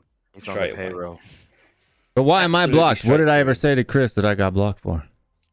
Doesn't matter. It's just an outlet for speaking the truth, and he's probably been told to block certain channels. I could see straight through him straight away that he's on the payroll. He's backed, yeah. But how does he even know who I am? He would block me.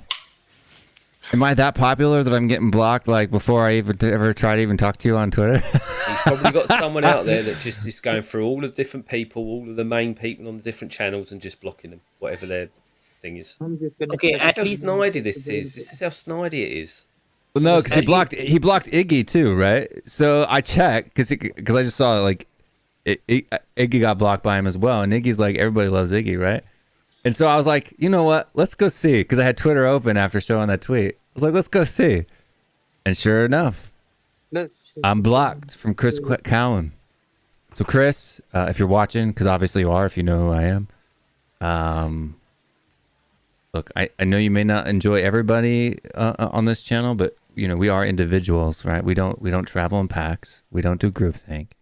I do think you're a bit of a knob, but that's just because you're not honest and real like we are. But hey, man, it hurts. So sad, Chris. Why'd you boss me, Chris? Okay, why? Don't give a fuck. WWE superstar. You're not a WWE superstar who starts crying. Huh? Every WWE superstar starts crying. You're not a WWE superstar to cry baby Baron Corbin or something like that. So funny, dude. Like, I don't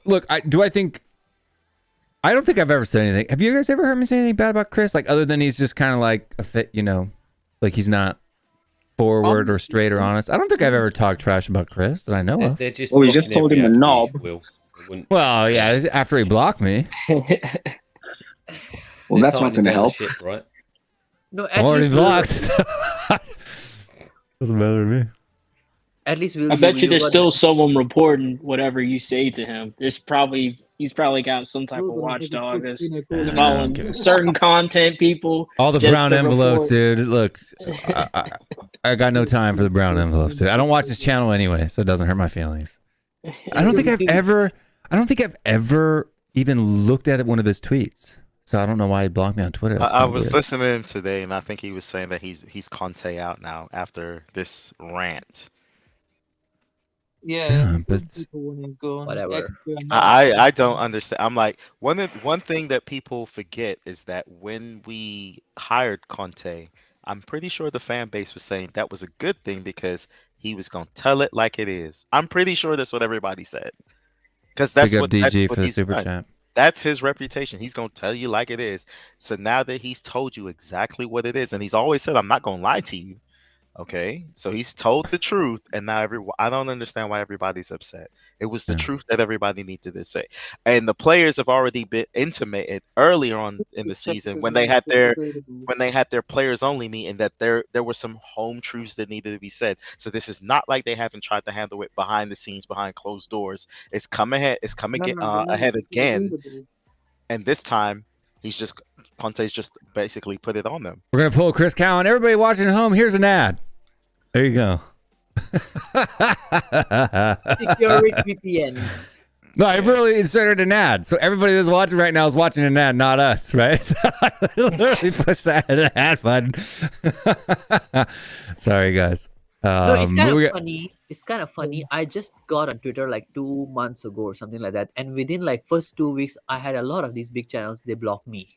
For what? Like I didn't even upload a single video back then. I just made my channel account and I was blocked on some of these big channels account. I don't know for no reason why. It's because you come on my show. Probably that's why. Yeah, guilty by association. All of you guys right now, go check your Twitter. You're all blocked by Chris Callan. I just did, just to be sure, just in case he was in it. But it's all right. You're all right. You're not blocked yet. You will be tomorrow. D&D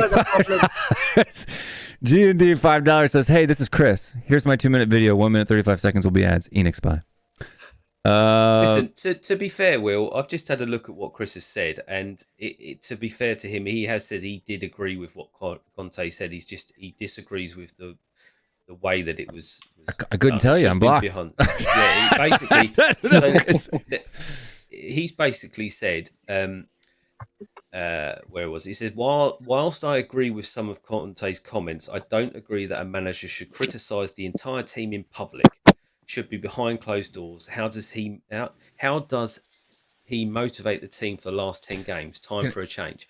Can I say? I want to address that. But let me just finish though. That's fair enough for him to say that, but for Conte to come out and say that in a press conference means it has happened behind closed doors and nothing's changed. Well, he already said it.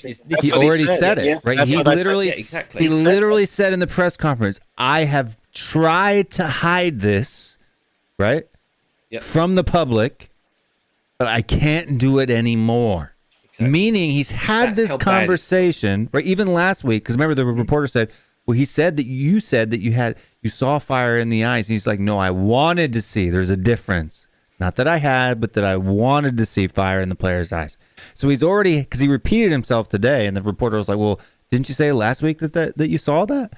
And so obviously he's had this talk behind closed doors. And look, I'm telling you right now, there comes a point where you're so fed up, right? Because nothing you do is getting any progress that you just say, fuck it, it's time to burn the house down.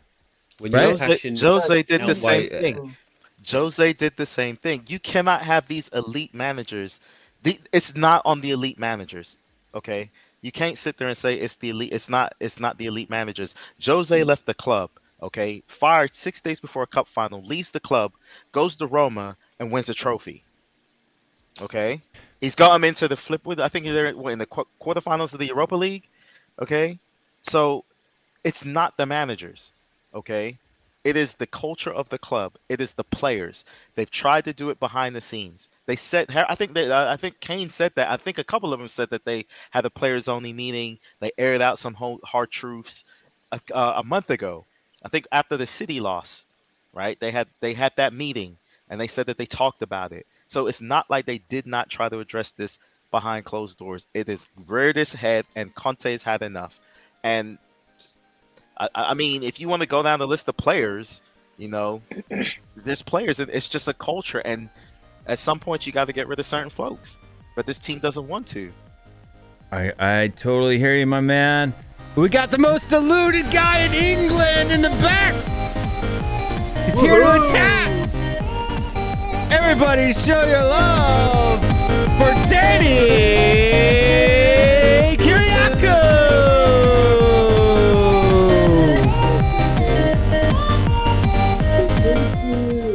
Good morning, what Danny. are you doing, bro? Up so late.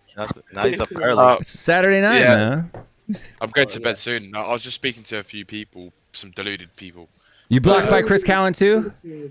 I don't know, actually. I don't care. You might want to go check. I don't give Now a you're shit. here, you should check. I don't know, actually. But how's everyone doing? Well, I'm blocked by Chris Callan, apparently. I just checked live on stream and I'm blocked. It's pretty funny. How's everyone doing? Good. No, good, man. Doing good, man.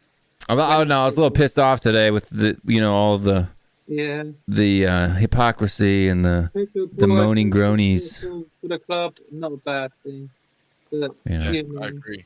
What did you think about what Conte said, Mr. Danny? Were you upset that he called the club out in public? I absolutely fucking got a hard on for it, mate. I loved it. Fucking loved it. Fucking loved it. Yeah, I won't. Don't worry, Lee. Even if he did stand up, you wouldn't be able to tell. You want to bet? You want to bet? Why are you not wearing pants? Because if you're wearing pants, we wouldn't be able to tell. That's what makes an end. I'm messing with Oh, you. good. I know. I think what Conte said today was the best thing I've ever heard him say. To be honest with you, I We've been think waiting for this nearly a year. he just spit absolute facts, and I think the problem is that there's a lot of fans I think are getting too upset because they can't handle the reality of what this club is and how shit we actually are, and people like to happy clap kind of where the position of where we are. They think we're better than what we are, but we're not. We really are not. And what he said is exactly to a T, spot on. 100% every single word that he said today and the emotion he showed shows me that he cares about this club, right? There's no way a man that has that type of emotion doesn't care about the club that he's working for, right? And the fans that I've seen on Twitter and on YouTube want to say, big up still. What they want to say, like Conte is disrespecting the fans. I mean, are they not listening to the interview? He literally was sticking up for the fans about how they're paying for ticket prices to go travel to games, and the team are giving performances like that with no heart and no desire. This is the same shit that we've seen for years. It doesn't matter who the manager is. He's literally telling people, like, he's telling the fans like how this club is, and fans still don't want to listen, and still fans want him out. All right, I get it. The football is shit, right? But I'm sorry, but if we have 12 to 13 of those players in that squad out of this squad and replace them with better quality, you're gonna get better football. It's simple as that. It's not rocket science. You get rid of shit and you get better players in. It really isn't that difficult. We've got too much shit mentality players at this club, and I think even Conte is probably starting to think maybe even getting the better players is not enough, because unless the board change their mentality, how are we going to try and compete for trophies? It's never going to happen. And do you know one of the things I wanted to point out today, right, is I saw, did any of you guys see Glenn Hoddle's interview after the game? No, what'd he say? No. Should I read? I'll read you some of the. I don't have the full interview, but I'll read you some of the quotes, right? And they were asking him questions about how he thinks Tottenham have been doing. They asked him questions about fans wanting a manager maybe who plays better football. And these are some of the quotes he said, right? So he was saying that basically he said these group of players, they have some good players, Tottenham. But what he's done miracles to get them into the top four and keep them in the top four this season. He said if they were to play open football, I think a lot of the Spurs fans, what they're asking for, this team would probably be 8th in the league. That's what he's saying. He said, I can tell you now, he's done a really good job on a professional point of view. And he goes on to talk about some other things. He was saying that he thinks that Conte will leave at the end of the season. They don't think it's right to leave. But he was if you actually watch the full extended interview, he's basically saying that it's strange how fans think that we're going to get a better style of football is going to get better out of our current group of players and what Conte's actually doing. Because I think fans are under this misconception they've got in their heads that if we get a better manager, we're going to play better, or a manager who plays more attacking football, we're going to play better, we're going to be better, and we're going to play better football. It doesn't work instantly. like that. Yeah, it doesn't work. You can't stop players fucking up. Exactly. Excuse my language. No, you can't stop that. It don't matter what formation manager you put them in. If they are not on par with the level that you need to be, they're never going to change. It's as simple as that. 40 goals we've conceded this season. Six worse than the Premier League. 4-0. Yeah. Only 9 clean sheets. Okay, and they're wondering why he's sitting back. But that's the weird part. Like 9 clean sheets is like 4th or 5th best in the league, right? So that's the weird part, right? We've had clean sheets, and then we've conceded 40 goals in the other games. And why he's saying what he's saying is because he's frustrated that they can't produce what they produced last season, and he knows that they can't do that because he knows they're not good enough. Because the reason why they're not producing the same as what they did at the back end of last season is because those players don't have the levels of concentration required to be able to do that type of sustainability of defending clean sheets and stuff like this, because they just they have moments in games where they just make mistakes and they're caught out of position, and it's because of the level of their concentration and their ability that is the reason why we're seeing all these problems and why they cannot sustain that level of consistency at keeping clean sheets and doing it. Because we all know some of these players have been here for so long, right? Including Lloris, including those type of players. You could even go and say including say Kane and Son as well, right? we've been in the situation so long where they've got this. It's like this mentality of never being able to achieve and kind of always failing. It's embedded into this club, and this is the They problem. almost get a bit too comfortable as well, don't they? Exactly. They think they're untouchable because they've been here so long. They're part of the furniture, and it's like, well, we can just get away with what we like. Exactly. And Conte's now calling that out. That's what he's basically called out today. He says, you can't. You've been here 10 years. Sorry, that's not good enough. You've got to actually start playing for the club rather than just taking your paycheck every week and off you go. Ben Davies is all I'm going to say. Look right now, Ben Davies. I'd rather have Ben Davies out there than Perisic. You can't put this on Ben. Ben's actually the last 10 games been extremely, really good, really good. I have to give him his flowers. You know, he's been and he wasn't at fault for today because he went off before the half, so you can't even put this on him. Okay. Well, I'm just saying he's one of those players. He's been here long enough. It doesn't seem like he's gonna go up a level. No, he's not. The club or the players or the team went up a level. It doesn't seem he'll be able to keep up.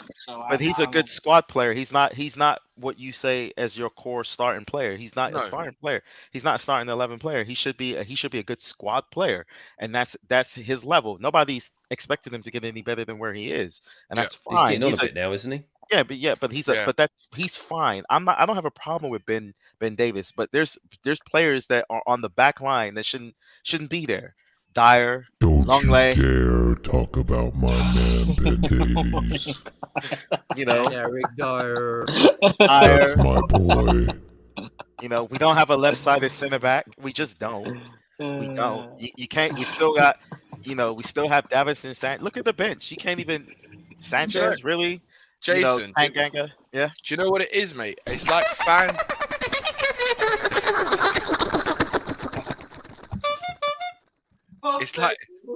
It's like fans are expecting to see the levels of performances that Toby Alderweireld in their prime and Jan Vertonghen gave us with Dyer and Longley in our defence with Perisic, right? I think it's clear now. Everyone can see that Perisic is definitely shocking defensively, right? His legs are gone. His legs are gone, right? If this was Perisic maybe 5 years ago or 7 years ago, I would say he's a top player and I think he'd be perfect for the system. But he doesn't have that engine to go up and down the pitch. And what you see with Perisic, right, and what I saw today again, is that he's so far up the pitch like he's a winger all the time, and he just doesn't track back. And what you see is it opens up the space, and you saw Southampton, they were attacking that side every single time. As soon as Ben Davies went off the pitch, that was it. They knew that they were going to attack that side, and everything that happened went down that side today from Southampton. And this is the problem. I think when you've got someone like an Udogie or someone like someone who can go up and down that flank non-stop all day because they got the legs in them, I think it's a different. Yeah, maybe Cess, but even him, I think he's better. Defensively, he's definitely better defensively for sure. But it's just going forward, he's not good. And I think it's kind of like Emerson. Emerson is good defensively, but he's fucking shocking going forward, right? See, that's the thing. I think we've got the right hand side correct right now, right? Porro to start when you're attacking a game. Last 15, 20 minutes, you're trying to defend it. You bring Royale on because he defends better. Yeah. Don't start Royale. Yeah, I agree. That's the whole point of using him. But on the left-hand side, we're just completely disjointed, and every team can see that. Every team can see because that. you can't play Longley as the left-sided center back and Perisic because neither one of them have any pace. And people forget that Longley really wasn't necessarily known for his defensive prowess when he was at Barcelona. That's why Barcelona let him go on loan. Okay, we could have done better today to actually. Do you know what? I know this won't be a favourite with everyone because not everyone likes this, but I think what he should have done today, knowing that we've had this issue with Perisic, he should have brought Royale for Davis, and just maybe not as attacking down the left hand side, but then that's what the whole point. Leave him to defend and let Son take the left hand side. Why bring Royale when he's not a left-sided player and you are trying because Perisic can't have defend. A defensive player then than a Perisic who's just going to go for a walkabouts. Yeah, because that's the thing. You're leaving yourself open. Remember, we're only playing three at the back. You're expecting Porro's. You can see he's a much more of an attacking player. We use that. You leave that attacking down there. Romero can cover his position. Yeah, that should have been the other side. We don't have that kind of cover. Yeah, it just simply isn't there. Because like I said, Longley doesn't have the legs, and we've known that they've been looking for a left-sided center back since the summer. We never addressed it, and you decided to ride out with Perisic. Then you lose pretty much Sessegnon for another third of the season. So you're left with, so you tried Davis. Davis was great. I mean, we were fine until Davis went out, and then all they did was just keep going down that damn right side the whole, That's why I said Kyle Walker-Peters was out here looking, just ripping them apart and whipping balls in. It was and then there's no adjustment. You can't have Son keep dropping back. Then you don't have no threat going forward. So you're in this conundrum where what do? And he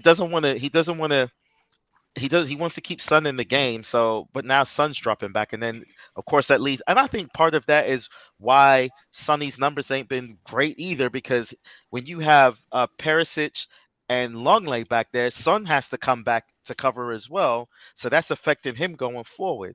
You know what I'm saying? So it's just a cascade of things that you can see, because that's the side we're getting killed on most of the times. You can pretty much see when it's Romero and whether it's Emerson or Pedro Porro on that side. The teams don't really get that much joy coming down on that side. But when it's Perisic and Longley, they're just coming down that. They're just constantly killing us. I think Villa did the same thing. I think another game earlier, Villa did the same thing. The Man City game, we were up 2-0. Riyad Mahrez just literally, look, he took freaking Man City game, we were 2-0 up. Mahrez took Perisic lunch, firstborn, secondborn, and kids' inheritance and everything. Pulled his pants down and everything. Like ate the man's lunch, dinner, laid up with his wife and everything. Laid up with his wife and everything, because Mahrez ripped him a new one. And there was that's how we lost the game. Mahrez literally killed us, and that was the blueprint to just get at us. Like, just if Perisic is in the game, go at them. It's like everybody is like, and then what sucks is that you see, if you pay attention to Serie A, you're like, there goes Udogie. Look at Udogie. Oh my God! Like, look at Udogie. Why did we send him back on loan? Oh, I know it's part of the deal because Udinese, blah blah blah blah blah blah blah blah. So they just beat AC Milan, Udinese. You know what I'm saying? Yep, they did. With 3-1. Yeah, that's what I'm saying. So I'm not paid attention. He's been exceptionally well. And I'm like, boy, could we do with him? What happens when Conte leaves, and what happens with him? What happens with all these other players that are out on loan? You know what I'm saying? What happens? Well, hopefully Reguilon comes back. Oh, geez. I like Reguilon. I never had a problem with Reguilon. I love Reguilon. I don't know why he went either. I quite like him. You want Winksy back? You want Winksy? No, definitely don't want Winks back. But I do want Reguilon back. People don't realize Reguilon scored more goals last year than Perisic scored this year. What about Ndombele? 3 last year, right? They both came at home. 2, he had 2 goals and 3 assists. What about Tanguy? Would you take Tanguy back? Reguilon can't defend. Yeah, he can't defend. He can defend better than Perisic can. Yeah, he can. He can defend better than Perisic, but actually, no, that's a lie. He can't defend. He's shocking. Yeah, he can defend better than Perisic. I can defend better than Perisic. He can defend better than No, Perisic. I'm sorry. I'm not having that. When I was watching Reguilon, I was so sick of the mistakes he kept making. Let me pull out the stats. That last year he played for us, he was making mistake after mistake. But it was mistake going forward. He was missing shots, wide open shots. How many Perisic this year? No, it wasn't Will. He was diabolical defensively. He was getting spun by everyone. Right? I'm sorry. Reguilon, I don't want to see back at this club. People are saying it now because we've got Perisic, right? People are saying that, and I get that. I get it. But I'm sorry, Reguilon, again, he needs to go. He's not a player we need at this club. If we're gonna have someone like Udogie next season, who would you rather have? Wait, hold on. Who would you rather have, Udogie and Reguilon, or Cess and Perisic? I'd have Udogie and Cess. Yeah, Udogie and Cess I'd probably take. No, Sessegnon is way worse. What is he's a better defender. He's no, better he's not. Yes, he is. He's just shit going forward. He just can't fucking beat his man. But defensively, he's not a bad player. Yeah, no. No, he's Dennis, not, Will. Dennis, stop. Sessegnon That Reguilon is not on a shit goal. player. I'm sorry, if any of you say that Sessegnon is a worse defender than Reguilon, then you fucking forgotten how bad Reguilon was. I'm sorry. You've literally forgotten. Reguilon was never that bad, actually. He was bro. shocking, Elias. He was Oh shocking. my. I just thought he was weak. I thought it was kind of like a Brian Hill situation where he would just get pushed off the ball long enough to actually stop him. I always thought he was. If you want proof in the pudding, go watch Sessegnon against Liverpool last year and how he pocketed Mo Salah. That's just like two. Sess has it. Sess has it in him. He's just right now. He just doesn't trust his body. But that's a pace. Yeah. He has pace. But that he just doesn't. He's had too many injuries. He's had too solid. many injuries, man. He's just had too many injuries to them Let me hamstrings. get in on this, people. Let me say something. Go on, KPV. Let me say something straight about Reguilon, okay? When we played West Ham, I know people are still pissed from that 3-3 draw. He got an assist for Kane's second goal, and then at home against Brighton, he assisted his former Real Madrid teammate Bale. Reguilon was brilliant that season when Mourinho signed him. Like, I think it was the same time we brought Bale back on loan, and people were saying, "Oh, after 7 years, we sell Bale to Madrid." Like, he just signed a new contract before the 12-13 season start, and then Madrid come calling 80. We spent that Bale money on a few players we didn't want: Kiriakes and Soldado, Paulinho, like won Europa League with Seville, and I know he got sent off against Liverpool. Like, but the players we spent that Bale money on, Eriksen, Lamela, two great players, probably, but Reguilon that season under Mourinho was brilliant, and you can ask Ben and Sim, Danny, because they done a watch along for some games, and he was outstanding. Like the combined 11 for the North London derby, and I believe Billy from the F2 put him in. I would have put him in, but he got 2 goals at home last season.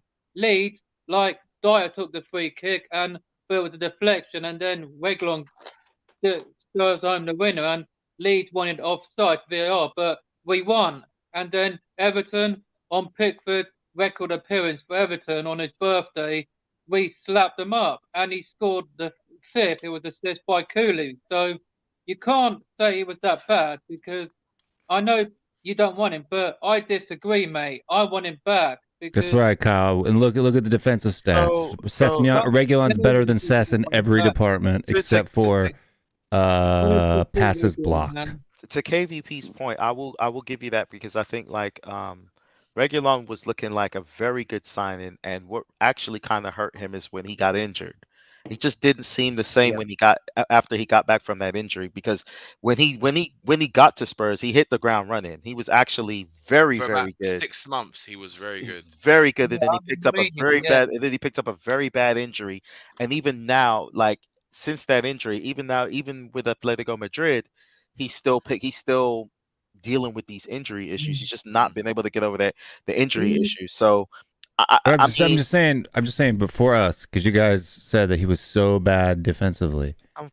He was better than Reguilon in every department, or better than Sessegnon in every department. Had less errors. How are these stats based? Like, or how many appearances is this? Because they're per different 90, my friend.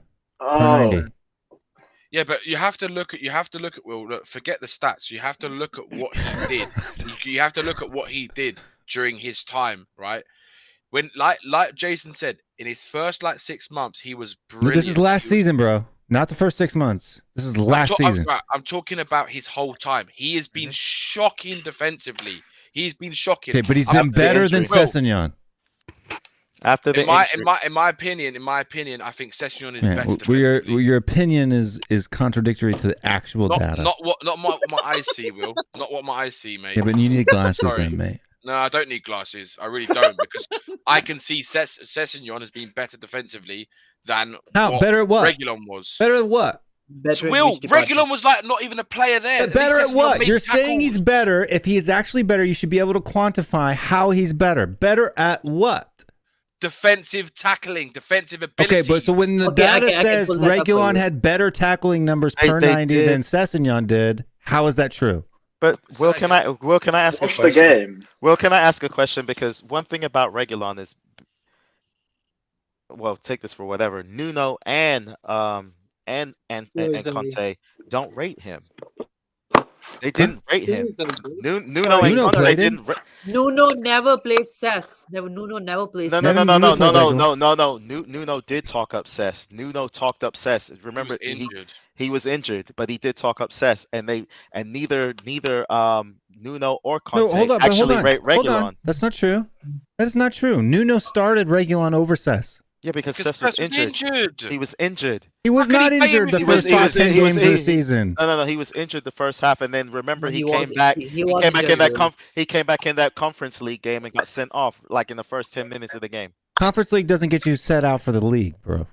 No, I'm just saying he was injured in the first game that Nuno played him. He got sent off, but I remember Nuno was talking him up the whole preseason about the potential that was there, and it was the same thing. Yeah, everybody talks about his potential, though. That doesn't. Right. Hold on. Let me look to see if he was injured, right? Because you can see that. Right. No, he was injured, Will, because I tried to put him in my FPL that time as a backup, and I couldn't. He's always injured. For the first 10 games of the season, he was injured? I think not first 10 games, like first 5 or 6 games he was injured. And he's in a documentary, Tottenham All or Nothing. I'll go look. We can actually see when he was injured, right? You can watch the documentary All or Nothing, and you can see. I'm sorry, but I'm telling you now, I will bet fucking money on this. If Reguilon comes back to this club, right, everyone is gonna see how pathetic he is at defending. I'm telling you now. Okay. I'll bet money on it. I can pull up the stats for Reguilon and Sessegnon both last season. So Reguilon last season was his. Reguilon didn't play for us last season. Yes, He did play quite a bit. How much for the first half? So we're gonna base it on a half season. Sessegnon was also same. He didn't play the first half of the season as well. Like he only played the second half of the season. I think it's like. Reguilon's been injured for like nearly a year, right? Reguilon played 20 matches last season, Danny. Yeah, but he's been injured for nearly. He's only just come back recently, like about a month or so ago. Danny, Atletico Madrid. He was in hospital this for a long season. time. He was injured this season. We haven't had a full season, Will. Bro, he played 29 full 90s last season, bro. 21 games he played last season, Reguilon. 21 he games. Started in 21 games. He started in 22. Yeah, and how bad was he? Better than Sessegnon. Better than Sessegnon, definitely. What, last season? Because Sessegnon didn't play last season. He hardly He played 9 games. Yeah, because he was injured most of Does the it time. matter though? Okay. Is that a different club? Will he started like. How can you He play played They come back 17 and they're games. He played. Okay, Sessegnon started 9 games. He played in 17 games. In Premier League or in overall? In the Premier League. In Premier League, Sessegnon started actually about 13 games last season. 9.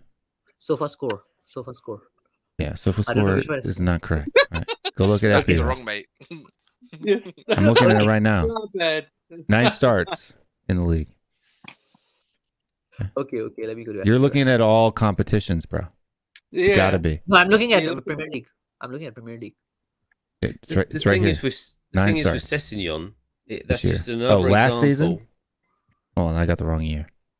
That's for this year. 21, 22, yeah. I was just going to say, Sessegnon is another example of a club buying a player with only intention is to make money out of them. And it hasn't worked out because he hasn't come to his full potential. So just cut your losses and get rid of him if it's that bad. Well, it was like Stel says, Lee. The club have wanted him for they wanted him 10 years before he even joined Spurs, and they've been tracking him for a long time. And the Stel always says about the coaches have said that they wish they had him when they were younger, and it was too late by the time they bought him because they didn't get to train him the way he didn't develop the way that they believed they could have developed him. And unfortunately, as well with the injury issues he's had, he hasn't been developed properly, and he can't.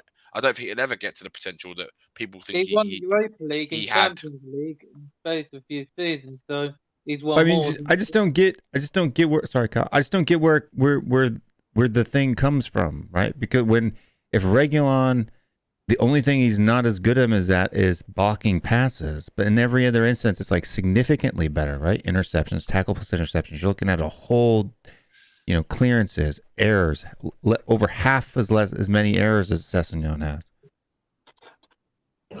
I have a question. Why are you guys comparing shit to shit? I was going to say Because we can probably agree that both of them need to go. Hold on, going forward though, when you look at passes and crosses and stuff like that, Reguilon is way better. Of course, than Reguilon's Sessegnon. better. Look at this, crosses into the penalty area, 21-3, right? Passes into the penalty area, 31-11. Passes into the final third, 35-16. Right, progressive passes, 50-22. But it's night and day, man. I get that. So why doesn't Conte rate him? Why did Conte because say? he wouldn't come to practice on time. That's why. It's like Spain versus Italy in the Euro 2012 final. But do people want? Let's be honest, right? If you go to a job and you're Jose had no late problem with him. If you go to a job and you're turning up late all the time, right? I understand that. Does that That's say fine. to someone that you really care about? I do what you're that all the doing? time. Yeah, but it does. Yeah, it just shows a lack of thing. And I agree. He's a young kid, 22, 23. He was made dumb choices, and he deserved to be sent out for that. I got no problem with that. I'm just talking about the quality of the player, not about their work ethic. He's like 26 now, isn't No, he? he ain't. He's 26, isn't he? How old is No, he? it's like 24, maybe 25 at the most. I'm 26. He must be the same as me then.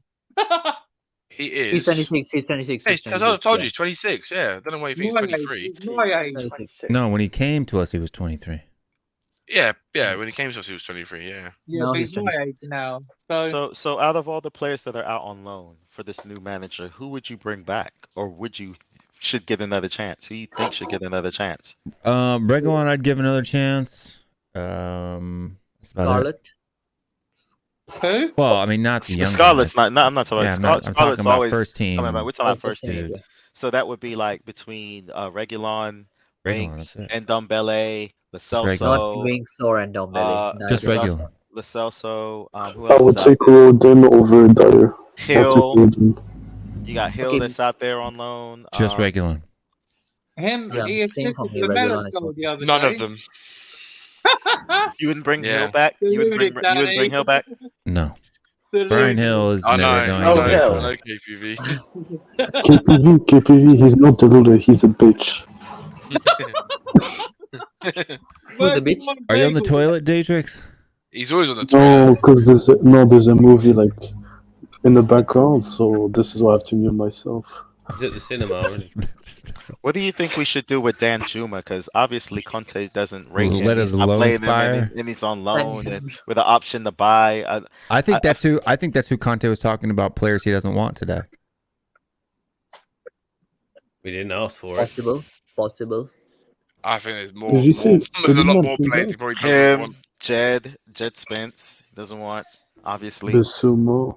And it's look, Jet Spence is doing so bad in Ligue 1, it's not even funny, dude. Like I tried to tell people he was not a player.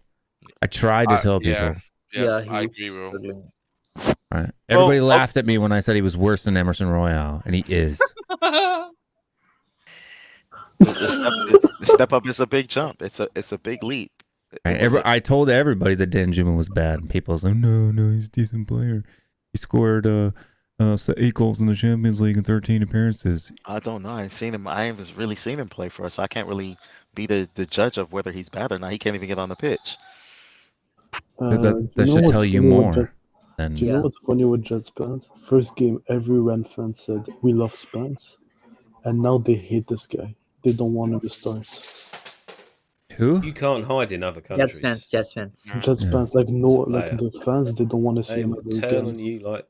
Yeah, I mean, in Ligue 1, you are performing that bad. Who would want him back in Premier League? It's the worst league in Europe. Worst top 5 league in Europe. One And he of the can't- worst. And he's getting like 4.8s on SofaScore. And every game he plays it, it's bad.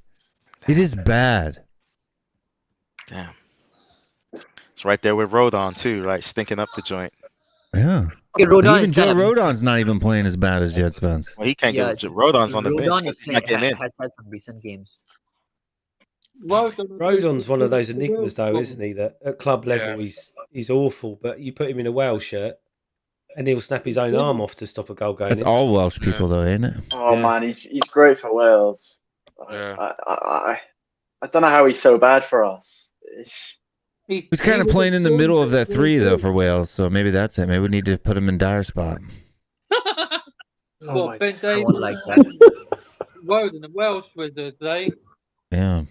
We get Joe Roden and Davies. Do you think we missed a trick with the whole situation with Pep and Cancelo at Man City?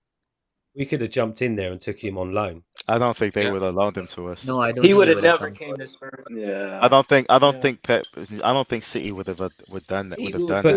But I tell you what, though, the issue with my issue from the way that the club's run, though, is did they even try? I mean, I know you say you might not have come. They probably anyone didn't. pick up the phone and go, "Any chance?" You know, that's the kind of thing you don't see. I agree with you, especially because my mind, when you say that, I automatically think like we didn't really try to get Trossard. You know what I'm saying? We didn't really try to get Trossard. Bid like less than Arsenal did. You know, but this is the problem, isn't it? And this is where you see the frailties. Even if we had got Trossard, right, that's not going to stop us having a shit defence. The only thing we needed to concentrate on in January, apart from obviously the issue we've had with Bentancur being injured, right, is the fact that we should have just focus on nothing more than getting players in the defence. All right. Joe Roden thinks you guys suck. You can't lose games if you don't leak goals. It's as simple as that. They keep throwing around names of defenders that obviously I don't. You know, they keep mentioning Guardiola, Bastoni, all these. Don't even get me started. It's just we have become the joke club. They're not coming. Listen, this is what happens with the media in England, right? They'll come in every morning. They all get on a conference call together and they go, right, boys, who can we say Spurs are after today? Oh, let's put some juicy ones out there. Half the time, none of it's true. And you don't see that with other clubs. You don't see that with Chelsea's, United's, and so it's only Spurs. It's like, they're after Ronaldo now. It'll be Messi next. None of it's ever true, but they just take the piss out of us now. That's how bad it's got. We get taken the piss out of by the media and absolutely everyone because they know it's just a joke. Do you ever think that we'll ever like just go up in there and say, all right, bam, here's 80 mil on the table. This is who I want. Never. But this is the problem. We don't need to be spending. Here. We don't need to be spending high amounts of money on players. That's not the club that we are. We need to go out and find talent at reasonable prices that you can bring into the club. Not shit that other people don't want, because most of the players are shit that other people don't want. We need to go and find talent, pay the money for them, not talking about 100 million or anything like that, 30, 40 million players that you can develop and stuff like that. That's the kind of thing that we need to go and buy. But what the manager wants, what the manager identifies. Daniel Levy needs to get on his knees and suck Paul Mitchell off until he takes his job back. You want Pochettino? Regardless, not Pochettino, Paul Mitchell. Oh, Paul Mitchell. Regardless of who it is, whether it's the sporting director or whatever, I think the first thing the club needs to identify is what the hell they want to do as far as building the squad. Because stop signing your win now managers if you're not going to go to RB Leipzig and say, here's freaking 90 mil, I want Guardiola. You know what I'm saying? Or 100 mil and say I want. If you're not going to do that, stop offering a contract to Conte or Jose Mourinho. If you're not gonna spend like that, okay? Or if you run around with this bullshit, we got to sell to buy. Then go get you a manager that can play the attractive football that at least keeps the fan entertained and say, okay, I kind of see what we're going. I mean, like for example, and I hate to bring them up, but as much as the Arsenal fans wanted Arteta gone, at least they play attractive football. Even when they weren't doing as well, they were at least playing attractive football. It's just finally paid off. Even Arsenal fallen off. But how do you play attractive football with these unattractive players? That's what I'm saying. That's what I'm saying. We would have never like. You should have known this season was doomed when we didn't try to sign Eriksen. You should have known because that set up all sorts of red flags. You're not going to get anything out of him. The club won't get. The club might get a season out of him, but then you're not getting anything out of him. You got to remember they want to get players looking at what he can get out in the end, not what he's going to pay now. I'll throw one out here. Danny, did you watch the Man City game earlier? No, I didn't see it. I didn't Okay. see So I watched the Man Colin. City game. I'll tell you what. Apart from Man City beating them 6-0, Burnley, 6-0. Yeah. one of the players that stood out in that match is that central defender Bayer, I think his name is. Mm-hmm. That's the kind of player that you want to go and get. He's got Should have the got Kim passion Min for the Jae. We football. could have gotten Kim Go and Min get- Jae. Yeah. We could have got him Anyone for a like that. You don't million. have to spend 50, 60, 70 million on players to produce a good team. And that's the problem. We've got a big mentality in it up here because we've got this lovely stadium and stuff. But we don't want to pay the money and we don't want to pay the wages. Well, then don't. Don't even think about going after those players. Go and get good, raw talent that you can mould and then the manager wants. Simple as that. But we've got such a skewed view of what we are as a club. It's you can't even.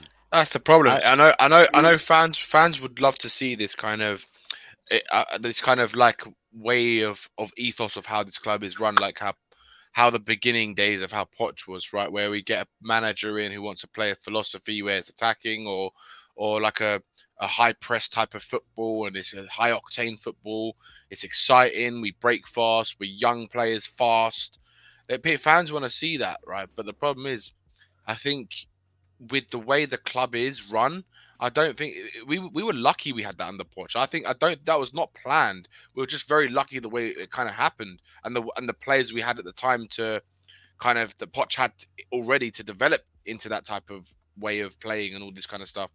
And I think now to do it, it's gonna be even more difficult. And the biggest problem that we have by trying to do something like this is that the board don't have the patience to have a 3 or 4 year build where we've got no Champions League football. Could you imagine saying to Daniel Levy, like a manager going in, right, I want to build the club from top to bottom, right? I want to change everything. But I'm going to tell you this, there's a chance we're not going to have Champions League for 4 or 5 years. What do you think Daniel Levy's going to do? I don't know, but Spurs America's having problems, man. It's kicking him in and out, in and out, in and out. It'll be like this. You go, hold on. I'm just Is this McDonald's? Yeah, we want to put 4 restaurants in the stadium. Yeah, great, thanks. Yeah. No, what were you saying? Yeah. It'll call up Tuchel and be like, do you want the job, mate? I'll give you 15 million a year. Yeah, no problem. Yeah. And then 18 months later, same shit happening. I agree with I agree with you, Danny. But I feel like some of the, especially with Mourinho and Conte, I don't know if is Levy signing or hiring these managers to appease Kane into staying, to convince 100%. Kane into staying, and instead of saying, just like taking it on the chin and saying, Harry, I'm sorry, we didn't do it when we had the opportunity to do it, but now we actually have to rebuild. The question is, do you want to stick around for this rebuild? If he says no, then go get the money for him. He ain't gonna stick around. That's what I'm saying. Do you know what the worst thing is, right? Do you know what the worst thing is, Jason? The fact that Daniel Levy, right? He is an evil person when it comes to Tottenham, right? In my opinion, if you look at what he's done with Harry Kane over the years, right? He's kept him at this club, right? And I know last when they had the offer from Man City, it was a lowball offer, and I would never accepted that myself as well. But it's the fact that he's kind of selling Harry Kane these pipeline dreams that, oh yeah, we're going to do this, we're going to do that, but it never really happens, right? Because of his selfishness of wanting to maximize the profits of having England's top striker, the one of the best strikers in the world at your club. He's an advertisement, like marketing ploy, Harry Kane, right? And Levy knows that without Harry Kane, we've got no fucking chance of getting top 4. He fucking knows it. He's not that stupid, right? Harry Kane is the only chance we've got in getting top 4, right? He's the one who's kept us in this season. Without his goals this season, we'd be fucking shocking this season. Absolutely shocking. Even worse than where we are right now. And the thing is, right, what the stuff that I've been told, I don't know if Stel knows some of the things, but I was told months and months and months ago, right, that Harry Kane, right, it was about 2-3 months ago, right, I was told that Harry Kane, that the club are willing to not sell Harry Kane in the summer unless an absolutely audacious, ridiculous offer comes in. And I'm talking over 100 million in the summer, and that's for a player who's 30 years old with 1 year left on his contract. Because Daniel Levy knows no club in their right mind is going to bid over £100 million for a player in that predicament, right? That situation, when they know that they can get him for free a year later. Harry Kane will be like, yeah, do you know what, mate? If a new manager comes in, he is not signing a new contract. I'm telling you now, right?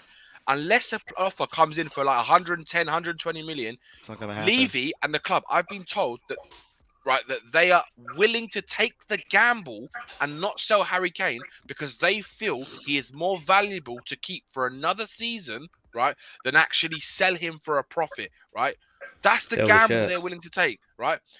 It's not just that. It's just, again, it's another potential having a season that we could potentially get top 4. If we've got, and if he brings Poch back, he go, look, do you know what? Work with him for a year and see how it goes, kind of thing. It's like saying to Harry Kane, give it a trial run. If you don't like it, you can go for free at the end of the season. You're done. You know what I mean? That's what it's like. That's what Levy's basically saying to Kane. And I guarantee you, Kane is going to leave this club on a free transfer unless an audacious offer comes in, right, in the summer, or Conte signs a new deal. See, 3-year deal. part of that, and I think part of their. No, I agree with you, but I agree with you. But and I also think the reason why they're taking that gamble as well is because, truth be told, this would be news. This would be absolute news to Levy, is if they say, okay, we're going to hold on to Kane.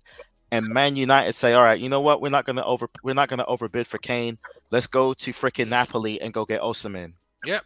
So then you have you're stopping Man United options. Right. So basically you have Man United with Osimhen, City with Haaland. You know what I'm saying? I don't know if Kane would ever go to Chelsea. You know what I'm saying? And he's not going to the scum.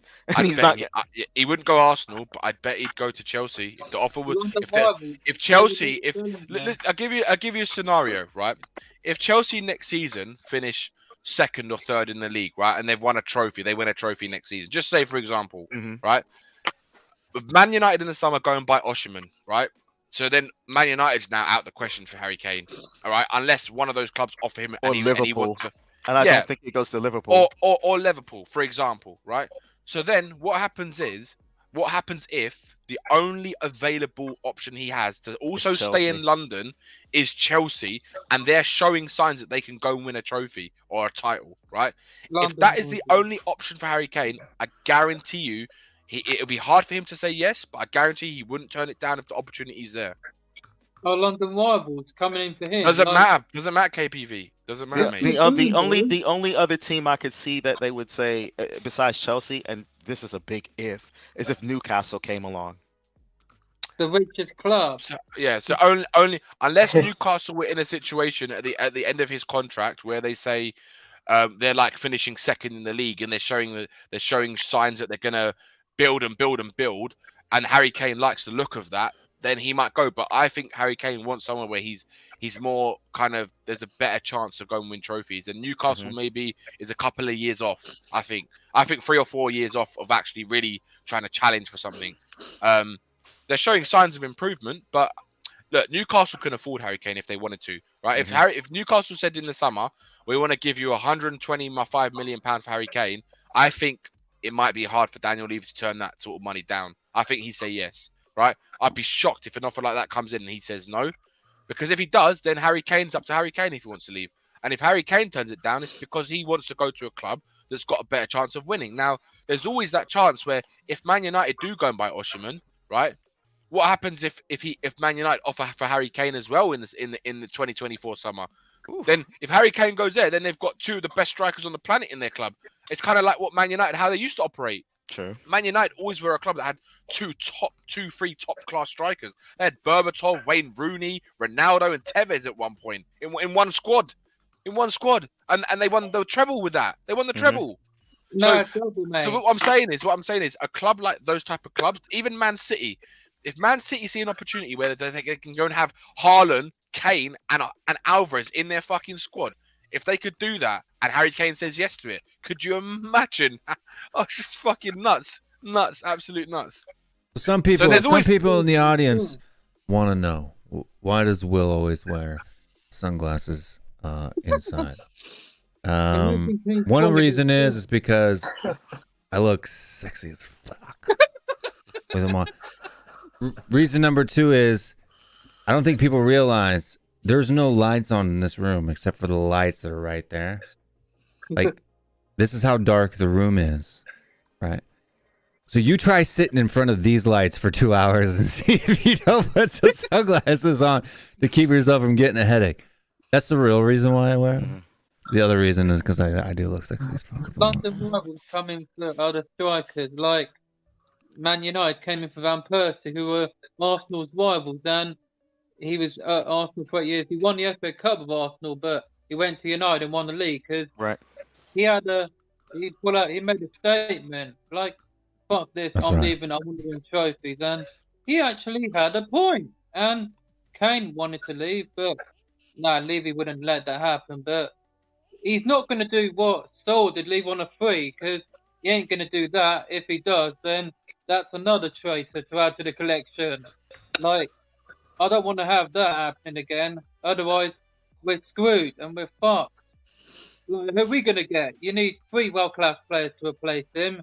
I said Vinicius Junior, Benzema, and someone else, De Bruyne, but that's not going to happen. But, like, who are we going to get to replace Kane and so on, if that happens? I'm telling you now, right? If Kane leaves this club are not replacing Kane with any players. I'm telling you. Like, wait and see. Can replace Aguero, and they got Haaland. What we will do is we'll do what Lee said. We'll go try and find those players and hope that they turn into good players. That's what we will do. We already said that. I'm telling you now. Listen, guys, there's plenty of talent out there. You've just got to find it, and that's where. I would take Ivan Toney. Who? Yeah, Ivan Toney is a good one. Ivan Toney. He's gonna get suspended for like 5 years though. Yeah, 280 something counts of gambling, right? Like, do you know what? Will? Do you know what would be funny? Could you imagine if Tottenham signed him for like 50 million in 2024, and then he gets banned for 5 years and we can't use him? That would be absolute That's exactly what'll happen. Yeah. I take it now. Look, I would take Tony. I would take Ivan years. Tony. I would take. I think he's probably one of the only people I've seen that can play like Kane, drop deep, play those long balls. Like Callum Wilson would have been a great option when we reached the Champions League final. Llorente was brilliant, and he scored a few goals under Poch. And I posted on Facebook a few years ago, all right, people, with Kane now injured, who do you think we go for? Do we go for Wilson or do we stick with Llorente? And I said to a few mates of mine, look, Wilson would have been a great option, but we had Llorente, who...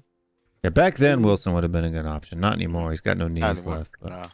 Yeah, like Llorente has retired, people already know, but he said he has no regret of joining us over Chelsea in 2017-18, and they wanted him, but they went for Rafa. I'd love Ivan Toney. I'd love Ivan Toney in a Spurs shirt, to be honest with you. No, there's another striker that's good. He plays for Atalanta, and he's Danish, I think. What's the guy's name for Atalanta, Danny, the striker? What's his striker? Yeah, he's a striker. It's like Holland, something like that. What do you guys think about Balogun? Balogun? No. He's 17 goals in League on this season. Why do you guys think we're going to sign a good striker? I mean, if you look at our track record, Vincent Janssen, Soldado, Adebayor, Loriente, I mean, we haven't signed a good striker since Berbatov. Why? His name is Rasmus Holland. Vinicius, he's 20 Vinicius, Bergwijn, Ben Scarlett, Troy Parrott, they're not Charleston. Really doing it. Berbatov's the last decent striker this club signed. Since that we actually signed. I'll tell you who's actually a good striker, Haaland's cousin. I don't think we'll sign another striker. I think we might just get like Haaland's cousin. He's a fucking beast as well. Haaland's cousin, who's that? He's a fucking animal. He's like Haaland as well, big, powerful. He's like Haaland. He's basically like Haaland, but like a younger version. And some people were saying that he could he's got some good records. I think he plays for. Who's he playing for? Is he still playing for his Norwegian club? Or is it might be Salzburg. Yeah, he plays for Mold. Is it Mold still? Yeah, he still plays for Mold. Yeah. Albert Jalen Wright. Is it that guy? It is. Hold on. Cool. I'll tell you who's a good player. I'll tell you a good young player that we should look at for midfield. But he needs a little bit of tweaking. Do you remember Eric Torsved? Yeah. Where is he at? He used to be our goalkeeper in the 90s. Yeah. His son. I haven't seen his son play. He plays for Genk or Ghent. Oh, Ghent. They're Turkey. No. No. They played. We played them in the Europa Cup years ago. Ghent. Belgium, Isn't that a Belgium. Turkish team? Aren't they in Turkey? No, it's not. No, that's Besiktas. They're Luxembourg, Belgium, something like that. But Oh, Eric is it Torsvedt's Luxembourg? son, he's a good player. He's a good player. Midfielder as well. He'll be cheap. And he'll come to us because of the connection. I don't know what this team does as far as recruitment. You always hear about them. Oh, Tottenham scouts are looking at this player and blah blah blah blah blah. And you're like, We don't whatever. have no scouts, The dude. problem is- I am convinced there's chimpanzees banging on a keyboard back there in the office. No, the man. problem is that They're gone. I was gonna say, yeah, you can add to this though. You probably know more, but I think that we do have scouts. We just don't sign the players the scouts recommend. That's it. Because every time we recommend a player, no, let's get the cheaper option. Like Stell But this saying, window, who were we connected to though? Like, I didn't even hear any good rumors. The this past only window. no wait, Ali Gold did say who was it? Pedro Porro was the only No, person that was halfway was decent. it Milanovsky or which one of them? Malinowski, Ukrainian. Yeah. But That was Milanovsky, mentioned. is he really good? He's at Marseille, ain't he? He is Yeah, he went to Marseille. okay. Like he's not that great. Kvaratskhelia was the one we should have got, man. Scalia too. I think he mentioned that person too. Yeah, he's amazing. There's a couple players Last that, season that were was mentioned. But Kvaratskhelia was What a player. Conte that said no about him. He could win the Wow. Champions League and Serie A. Do you know? There's if Conte And goes, there was word that Conte said no to James Madison too. I don't believe. Yeah, but I believe it. I believe it. Do you know? Listen, I'll tell you all what. let's just knock the Madison thing on the head, because I've been told that, irrelevant of whether we want it, Madison never wants to come to this club. He doesn't like Tottenham. He's an Arsenal fan. That's isn't he? what. Yeah, that's what I've been told. He does not like this club. He doesn't want to come here. You can throw. He fucking used to banter us prick all at the him. time. Yeah. If you look at his, go back to his social media history on Twitter, you'll see it. that was when we played Liverpool, I think, and we lost at home. That was. Do you know? Do you know? If we do end up getting rid of Conte and we try and do this project thing that everyone's talking about, there's only one manager I would really, really try hard to bring in, and I'm telling you, he's a gem in the making, man. He's a current manager. No. He's the current manager of Feyenoord. His name's Arne Slot. They're currently top of the Dutch league. Look at his story. He won 7-0 the other day. Now that you're here, bro. I'm contained, by the way. What did you do, Stel? You know, Stel. It's the derby tomorrow. Final. What did you do, Stel, that got all of us blocked? What did you do? I think he posted something about Chris Collin on the YouTube discussions there. Probably that's why. I'll tell you what I did. Yeah, I saw that. I'll tell you what I did. He put this tweet out, right? So I copied and pasted it, and I replied with, he said, as soon as managers throw players under the bus, they're finished, regardless of what he said. 10 games to go currently. Are we going to get the best from Conte and the players? No. A change is needed ASAP. Conte out, blah, blah, blah. So I said, this has to stop. And likewise, some would say, you cannot keep saying, I'm frustrated on every stream and keep blaming managers. You never speak against the owners and never say Levy out or Enoch out because you're under control. Conte has a backbone. He's called out the owners. Show us your backbone, please. Blocked. But why did they get me blocked? Blocked. Why did they ever get me blocked? Listen, I am. Because you're I his am. friend. That was my Twitter account that's blocked. But I did it from Tottenham way. Yeah, I know, but I'm blocked by Chris Collin. You caught a stray. You caught a stray, man. You caught a stray, bro. But I haven't even updated the channel art yet. The only way that you know that I'm associated with this channel is if you go to the About Me section and you look. That's the only place. Listen, he's got a social media team. They've gone and watched a couple of videos. Yep. They've seen who's part of it. Block, block, block. Listen, that says more about him than me. Did I say anything nasty? Was I abusive? No. I said this manager's got a backbone. He's called it out. I never said you don't have one. I said show me yours. Show it. And he blocks. He can't handle it, man. He did. He's on the payroll. He's on the payroll. Brown envelope. Probably they use those media monitoring softwares or something. I just thought it was so funny because like I saw Iggy post, right? So I was like, let's go see live, right? And I pulled it up and I'm locked in. But I'm playing. Listen, I'm playing chess as well because at the same time, do you know what I did? At the same time, I put a short video out. There it is, in the middle. I'm going to praise Last Word on Spurs and Lee McQueen, and then I did a 60-minute short saying, "Finally, Lee McQueen, big up. You said it as it is. I've got respect for you." So I'm praising the people that he goes on their show all the time as well. That's funny. Listen, I don't care. I'm not being rude or nasty. I'm just calling out Listen, nothing at Tottenham will change. Nothing unless someone disrupts it. Right? This isn't Donald Trump disruption, just fucking going after religions and cultures and women and men. And I'm going after fans that constantly blame, but do nothing about the thing they're blaming. I'm just saying, so what are you going to do about it? I don't want to hear that your wife's cheated on you 15 times. Are you going to leave her? Are you going to kick her out? No, I'm going to still live with her. All right, stop moaning about her then, dude. Like, stop moaning about your relationship to me. You don't want to do that. I told you not to talk about that, Stel. No, I'm just kidding. You know, I don't. From all this for the last couple weeks, it's been Conte out, and he's heard it. He's heard them cheering for Poch or singing Poch's name. He's singing Poch's name. He's the one singing. I don't know if I read this or not, so I'm gonna read it real fast. We don't use scouts. We use spin the wheel method. Big up, man. Thanks for the super chat. We appreciate it. Yeah, but regardless, regardless, he's been hearing that we for the use last whatever couple league he weeks. wants, method.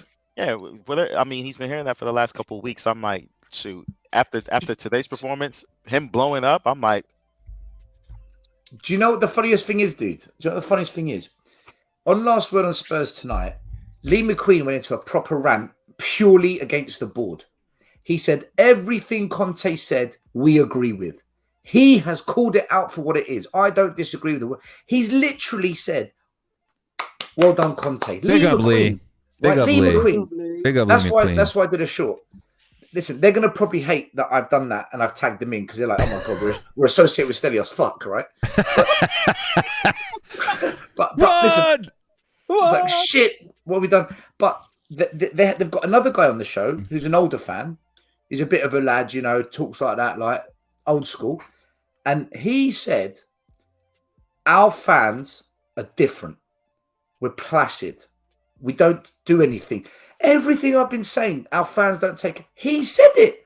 They actually had a Spurs fan on their show tonight say exactly this shit. Even Danny, who's been saying fans are the problem. Danny, go watch it. The old boy with the shaven head. Oh, he spent 5 minutes saying the fans this. Yeah, I was like, oh my god! I'm like, yeah. Is this really Last Word on Spurs? You know, refresh. Let me check. This isn't a pirate account, right? No, but it's not. They're actually saying what we said. So I couldn't believe it. I couldn't believe it. Still, even Glenn Hoddle tonight on his interview was pretty much hinting, saying why do the fans think that getting a manager who's going to play better football is going to make us better?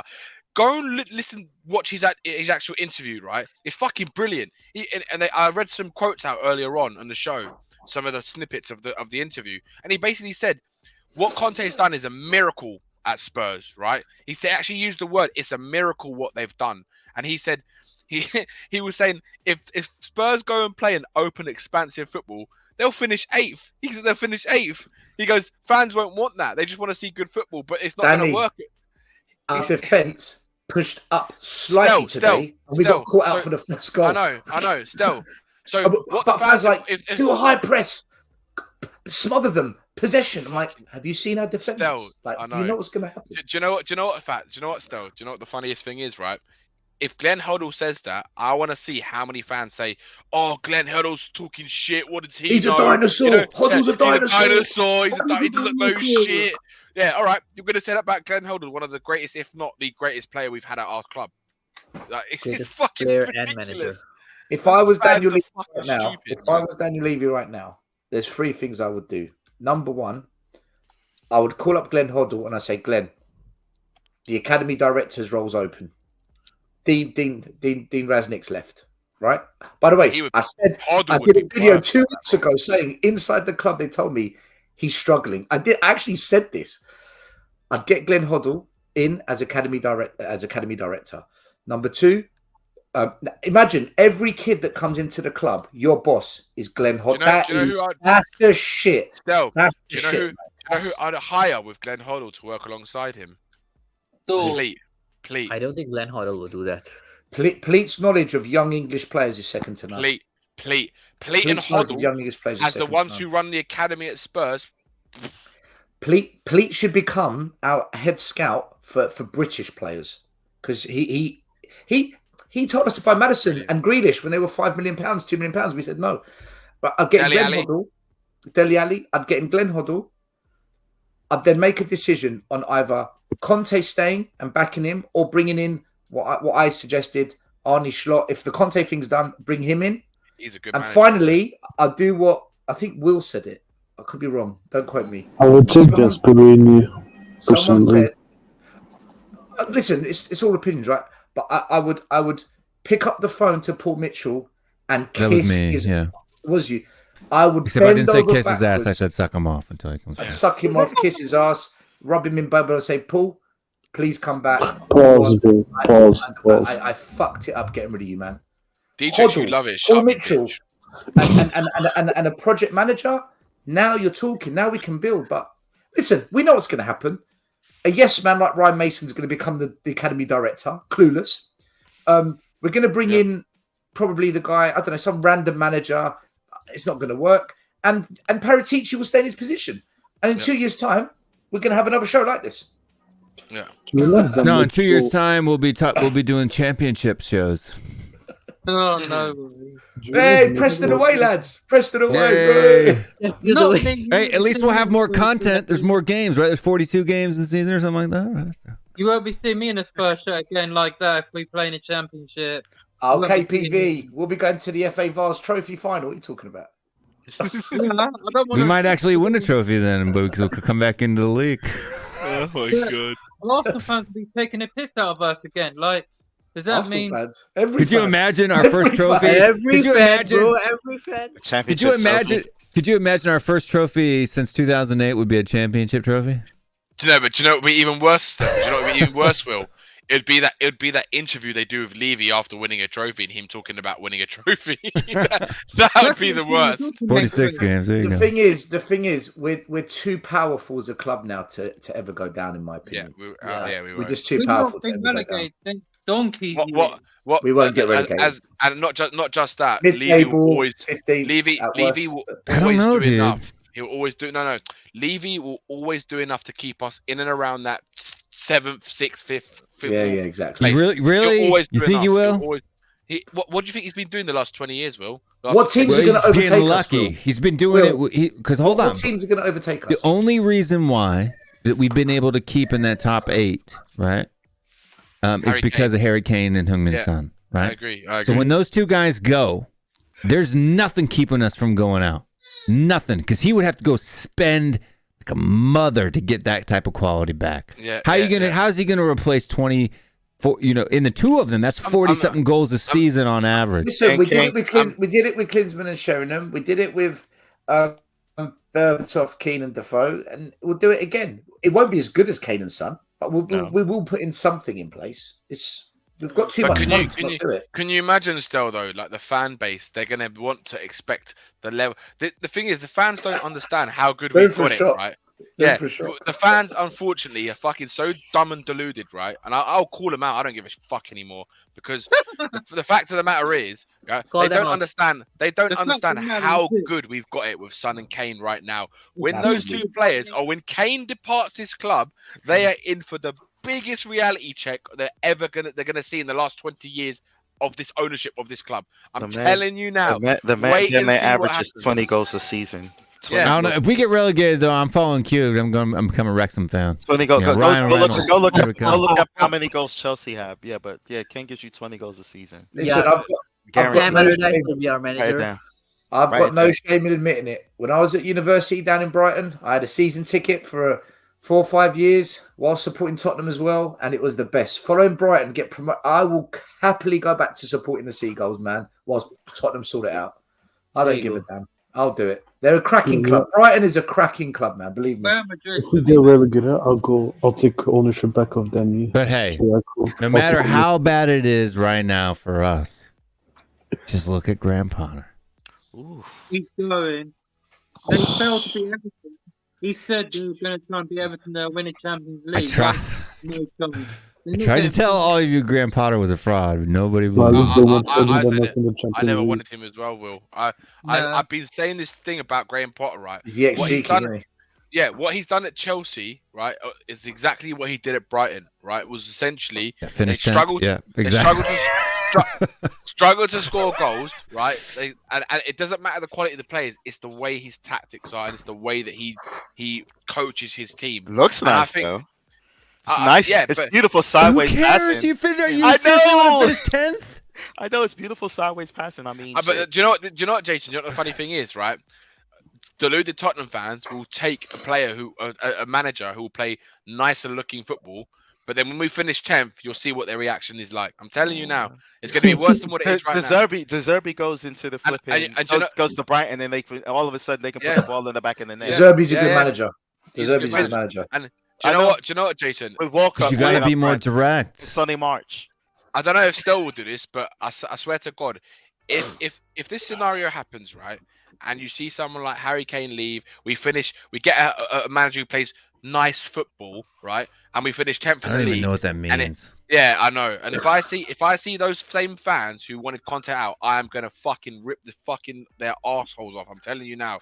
I'm gonna blame every single fucking fan until I'm banned off Twitter. I don't give a shit. Well, let's have this conversation because I want to know. I really do. I want to know what is nice football. Because for me, nice football is walking out at the end of the day with 3 points, right? That's nice football to me. What is nice football? Basically, Man City when they're in their best form. But they win, right? Yeah. Yeah. So I would agree, Man City is nice football. But like Brighton's not nice football. Brentford, that's not nice football. What's nice football? You know what? I think the best football.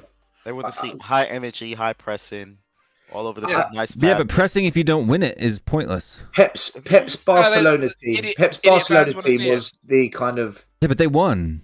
The greatest of wonderful football to watch. But they won. They had amazing football players. Yeah, but they won.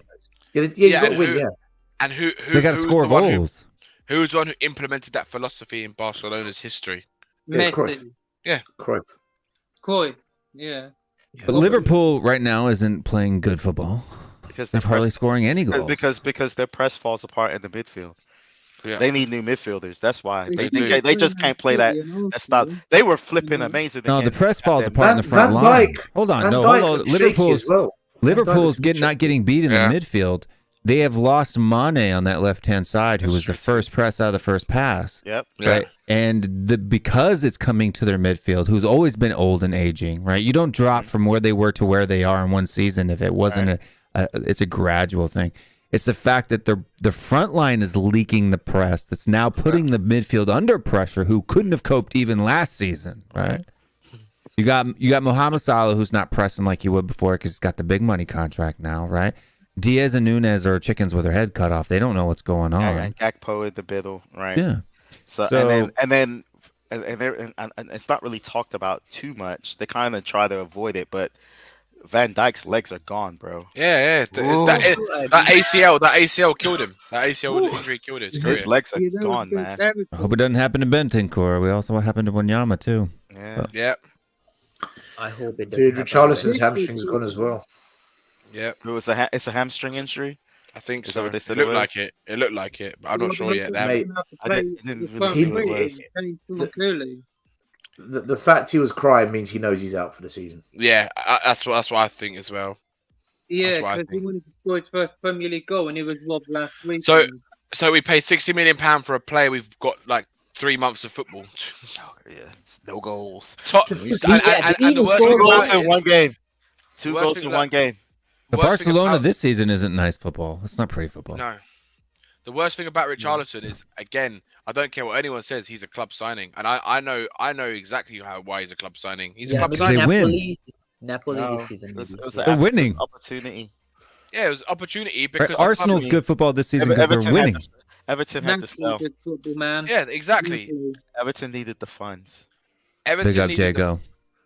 Everton needed the funds because they were in a crisis, and Daniel Levy been tracking, and then the club been tracking Richarlison since he was at Watford, and it was the right time to strike a deal because they could get him rather than having an even more inflated price, which is what Everton would have demanded to sell him if they weren't in that situation. They were never going to sell him for 60 million. They wanted more than that. They wanted a lot more than that, and he's not worth it. He's not even worth what we paid for him. Basuma. I think the same could be said for Basuma. I don't really necessarily think that Basuma was a Conte signing. I think that was just another 1 year on this contract, 20 mil, go get him. Jason, you can believe me if you want to, but I'm telling, like, from what I know, he wasn't a Conte signing. But I can tell you that Conte, he did approve him, and they all liked Basuma, but it was a club signing because if you think about it, and not what I know as well, or what you want to believe or not, do you honestly believe Tottenham would have paid £50 million for Basuma if he was worth £50 million because of his contract, right? If he had a 4-year contract, do you actually honestly think Tottenham are going to go and pay 50? No, they're not, because they're not going to go. They don't want to risk that sort of money on a manager that really a manager hasn't really said, I want that player, right? And the other thing about Basuma is that what I can tell you is that Conte, he's regretting the decision to say okay to the club because the club said, we've got this opportunity. Do you like this player? He said, yes, I think he would fit in the system. So Conte did approve the deal and was happy to have him in the squad because, let's face it, everyone can see how good Basuma was the last 3 or 4 years in the Premier League. He's been one of the best midfielders, right? But the problem what we had with Basuma is that he's had niggly injury issues the whole season, right? He's had some stints out. Started in the preseason. Yeah, and the problem as well with Basuma is that he hasn't adapted the way that they believed that he was going to adapt to Conte's system, including the coaching staff, and that's why Basuma hasn't taken off in the ways that we might have thought every Spurs fan thought that he might take off in. But that's the problem, and I personally think it's the way that I think Basuma struggles in this type of system. I think he needs to play. I'll tell you this, right? If Basuma was playing for Arsenal right now, he would look like a fucking world-class midfielder. I'm not convinced, man. I'm not convinced. Like looking at his stats, like for when he played for Brighton, I mean, what did he really do? Like it was 1 or 2 games where he would have a really good performance. Yeah, one good game against us. What did he do at Brighton? Wasn't goals, wasn't assists. It's not so much goals as assists. He just ran the midfield. It's something that he's not. But running how? He used to break up. It wasn't dribbles. He could break up. He would. Well, he did use to dribble. Yeah, of course he did. He used to dribble. That's how Brighton used to start their attacks. Go look at the numbers, dude. His dribblings per 90 weren't high. I just feel that you could just. This is one of those the eye test because you could tell he ran. He played very, very well. I'm not gonna. He had him in games, but this is what I'm saying. There were patches in games where he would have 4 or 5 games a season where his numbers in that department would be really high. But the rest of the games were just. I know. It's really. This is why the eye test I think is misleading because every player, like even Danjuma, did you watch him at Villarreal?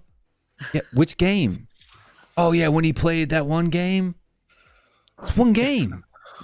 You can say that about Ndombele too. With all the that's right. That's why it fooled me. That's why I don't do the eye test anymore because I got fooled by Ndombele. The thing is, I've seen Basuma over the last 3 or 4 years in the Premier League prior to his move, and he's been one of my favourite midfielders in the Premier League. And I wanted him because I saw what he's capable of. If you put better players around him, I believed that he was going to do well, and I still believe Basuma can be a top midfielder. I just don't believe that he's going to be able to do it in the way Conte wants him to. I hear you. I'm not saying Basuma is a bad player because there's been even games for us where we've seen like potential there. But this is what I'm saying, right?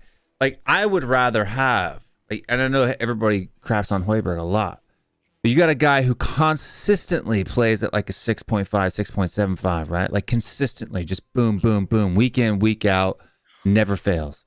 And then you got a guy like Basuma It's 5555 5558.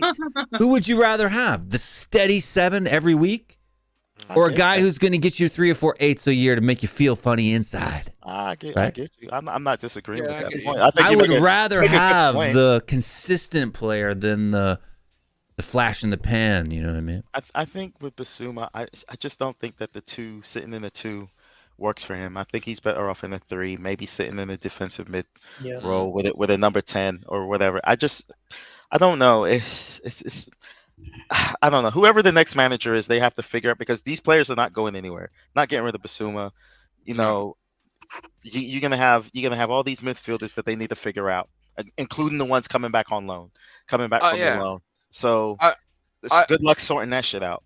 I think a possession-based manager. You need a possession-based manager. Yeah, will get them. What I've seen of Basuma, if you play a possession-based style of football, like for example the Poch style of football that he lets you try and play, I think that would suit him so much. That's what I'm saying. I'm telling you now, if you pick up Basuma at the end of last season, he went to Arsenal. Him and Partey in that midfield with Xhaka, I'm telling you now, he would look like a top fucking midfielder. I honestly believe that. I agree with that. And then the other thing is that our team would we would never take the chance on signing a proper a player that would an impact player. Like you see how Man United went and signed Casemiro. We would never do that.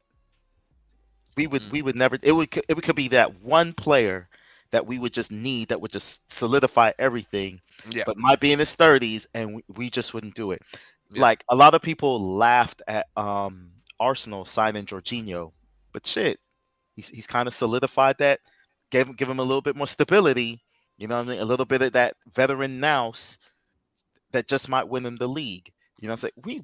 We wouldn't do that. We wouldn't do that. When Dombele left, not Ndombele, when Musa Dombele left, we just kind of was like, all right. We would have had it for the Champions League final though. Then he wouldn't have done. What's up, dude? Yeah, can put up that comment by Toxic Headshot 12:03 p.m. How come Mikel at Arsenal never called? Mikel at Arsenal few times called the players bad, few times, not just once, few times. He even got to sack the players that were not performing. Yeah, he got rid of the whole entire that's why he's team. out of the league. Yeah, he called players out all the time. He even came out publicly and trashed Aubameyang. What are you talking about? He took the captaincy away from Aubameyang and fined him because he was being disobedient. That's public. Because he went. He literally held a press conference and ran Aubameyang over the coals. He did. Because his mum wasn't well, so he went to France and looked after her. That's why. I get it, but at the same time, what did he do with what's his name? The little other 70 million. Ozil, Pepe. No, Pepe. Yeah, Pepe was another one. He called a few times. Gone. Yeah. Gone. Get out of here. He's on loan. Doesn't matter. Doesn't want him back. Bellerin was another one that he publicly called out. It was Unai Emery who bought Pepe, not Arteta. And I know, and he was just like, get out of here. Gone. You know what I'm saying? There's multiple players. I mean, I can't stand them, but when it comes time to just sticking with the manager, they stuck with the manager and that vision, and they backed him. You can't. It's like what everybody makes the analogy. They kind of took our model with Poch, okay, and then just went out and bought the players. Actually bought the damn players to fill in the holes. They knew that they're like, okay, Saka's a gem. Odegaard, he's the real deal. You know what I'm saying? Even the player that everybody thought was out of their club in Xhaka, because they thought he was gone. I mean, especially when he chucked his shirt and everything. Arteta's like, no. Bring him back. And then they go and then they have their 2 young center backs, and then they say, okay, Saliba, he's actually pretty good. Bring him back. Okay. And then all they do is they go sign 2 more players when they go and get Shevchenko and Jesus. Zinchenko. So I want to big up people watching the show. Over 1,000 views tonight on this particular show. So big up you guys. 152 people watching right now on all platforms. Make sure you hit that like. We're on 80 likes on Tottenham away. Let's get that up to 100 ASAP. We've only got a little bit of time left on the show here. So Will, if if you don't mind, I'm going to go off because I've realised I've got an under-8s football match to coach at 9:30 in the morning, so I've got about 5.5 hours before I've got to attend to that. Yeah, you're up too late. I had mine today. I just want to say one thing though that I've just been going through my head, and I'm probably rambling because I haven't had a lot of sleep last night either.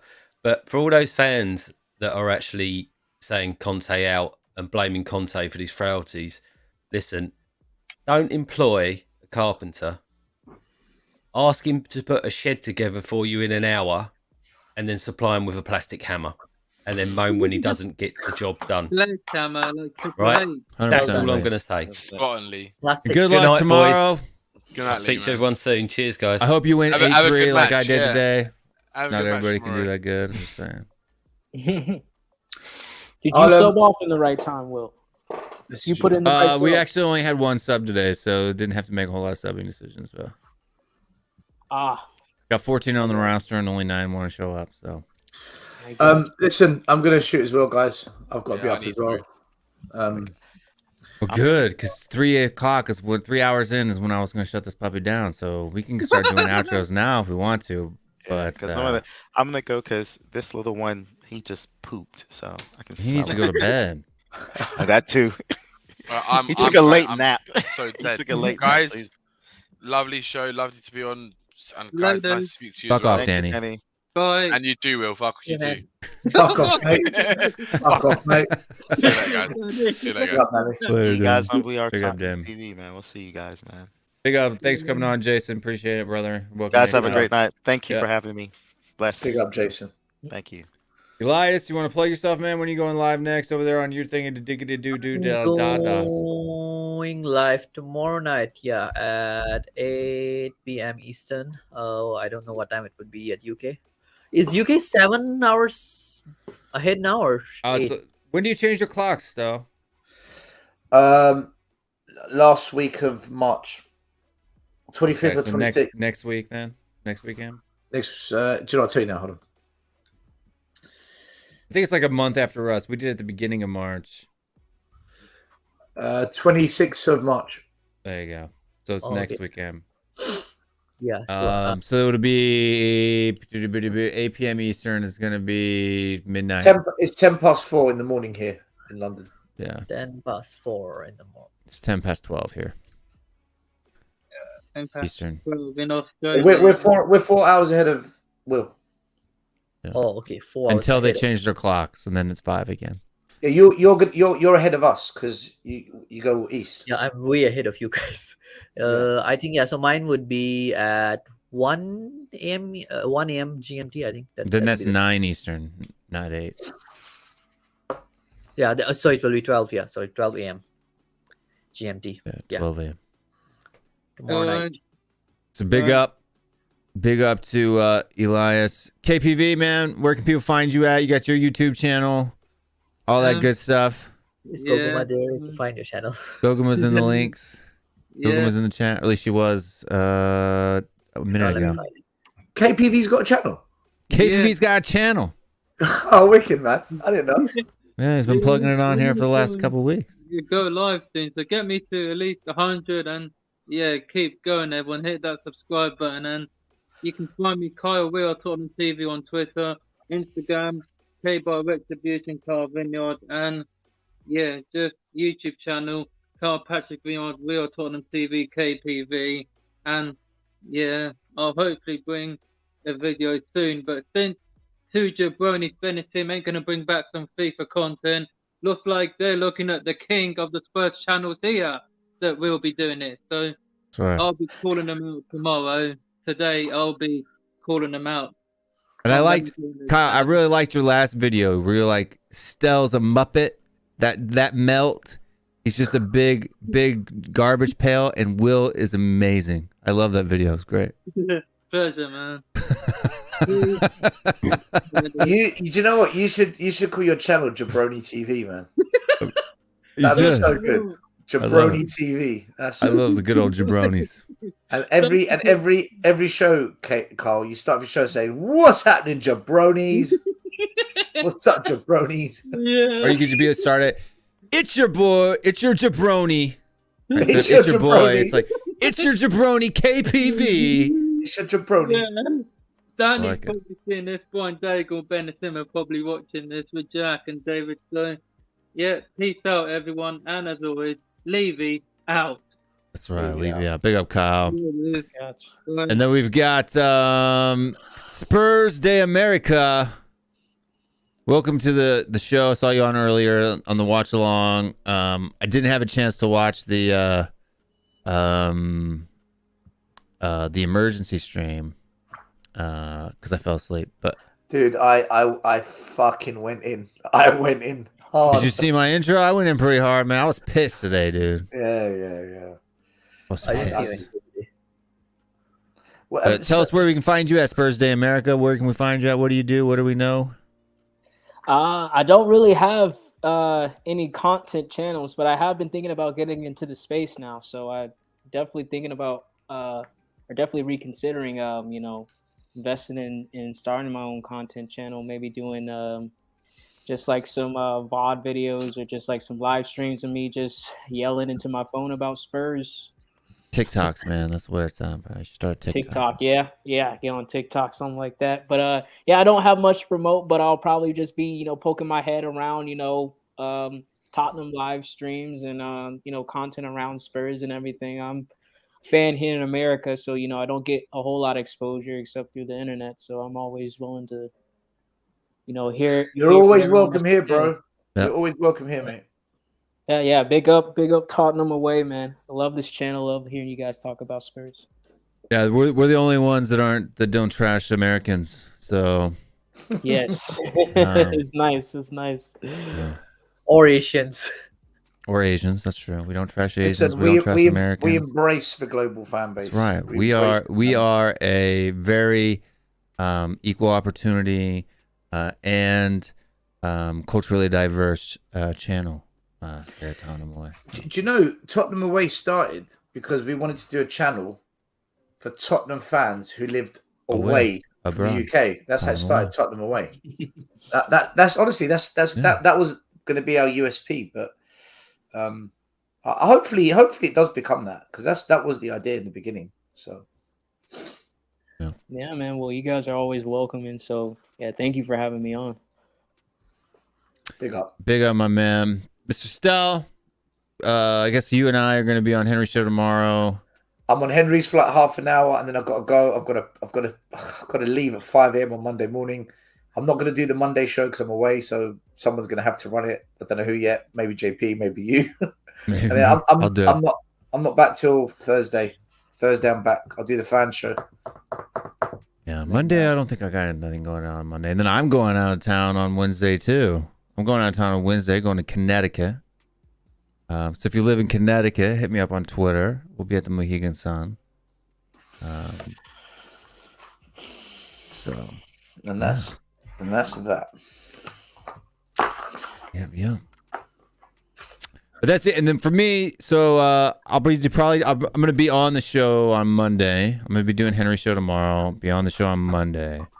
And then that's it for me until the next week after that, right? So I don't get back till Tuesday of the following week. So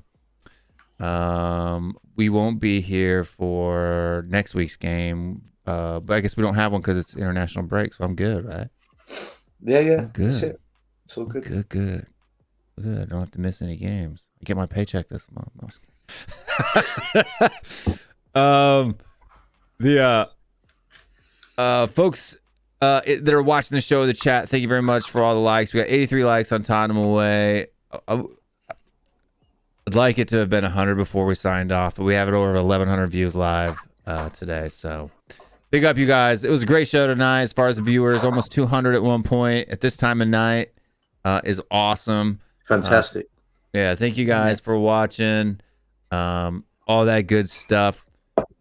Check us out over at Henry Wright TV tomorrow. Me and Stell will be there, ranting and raving. And then make sure you're subscribed to Tottenham Away. On WillStewart365, which starting in April, I'm going to start doing product reviews. So I've got it lined up. I've been writing a schedule out. We'll be doing watches, men's fragrances, luxury pens, camera equipment, just all kinds of fun guy stuff. But if you're a girl too and you want to get some advice on what guys like and what you should get your significant other for their birthday or Christmas or whatever, make sure you subscribe to that. It's going to be a lot of fun stuff. We're going to start doing that over there on WillStewart365. Also, too, on WillStewart365, I'm going to start just cussing people out because, you know, I can. And, I'm already doing that as Step Up Spurs. Yeah. But other than that, go Gadget Will. That's right.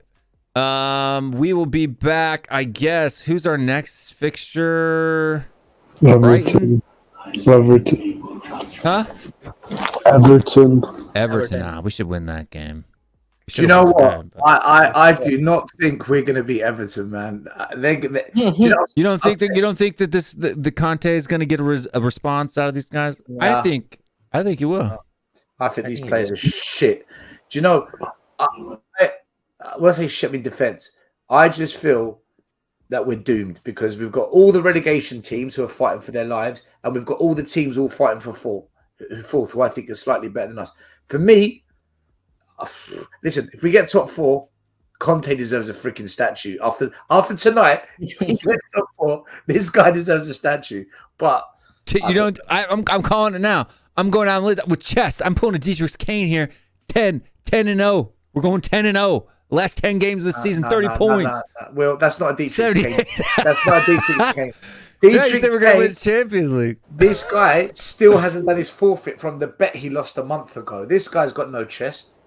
Did you see your chest? You've got no chest. You got no chest. You wait and see. We're going to beat Arsenal 3-0. Just you wait and see. Chest. We lose 2-0, and you said you'd wear an Arsenal top. Where is it, man? Where is it? Oh, continue like that. I'll make sure you go. I'll bring you Turkey so you can go some again. Okay, chest. Okay. I got boobies. Okay.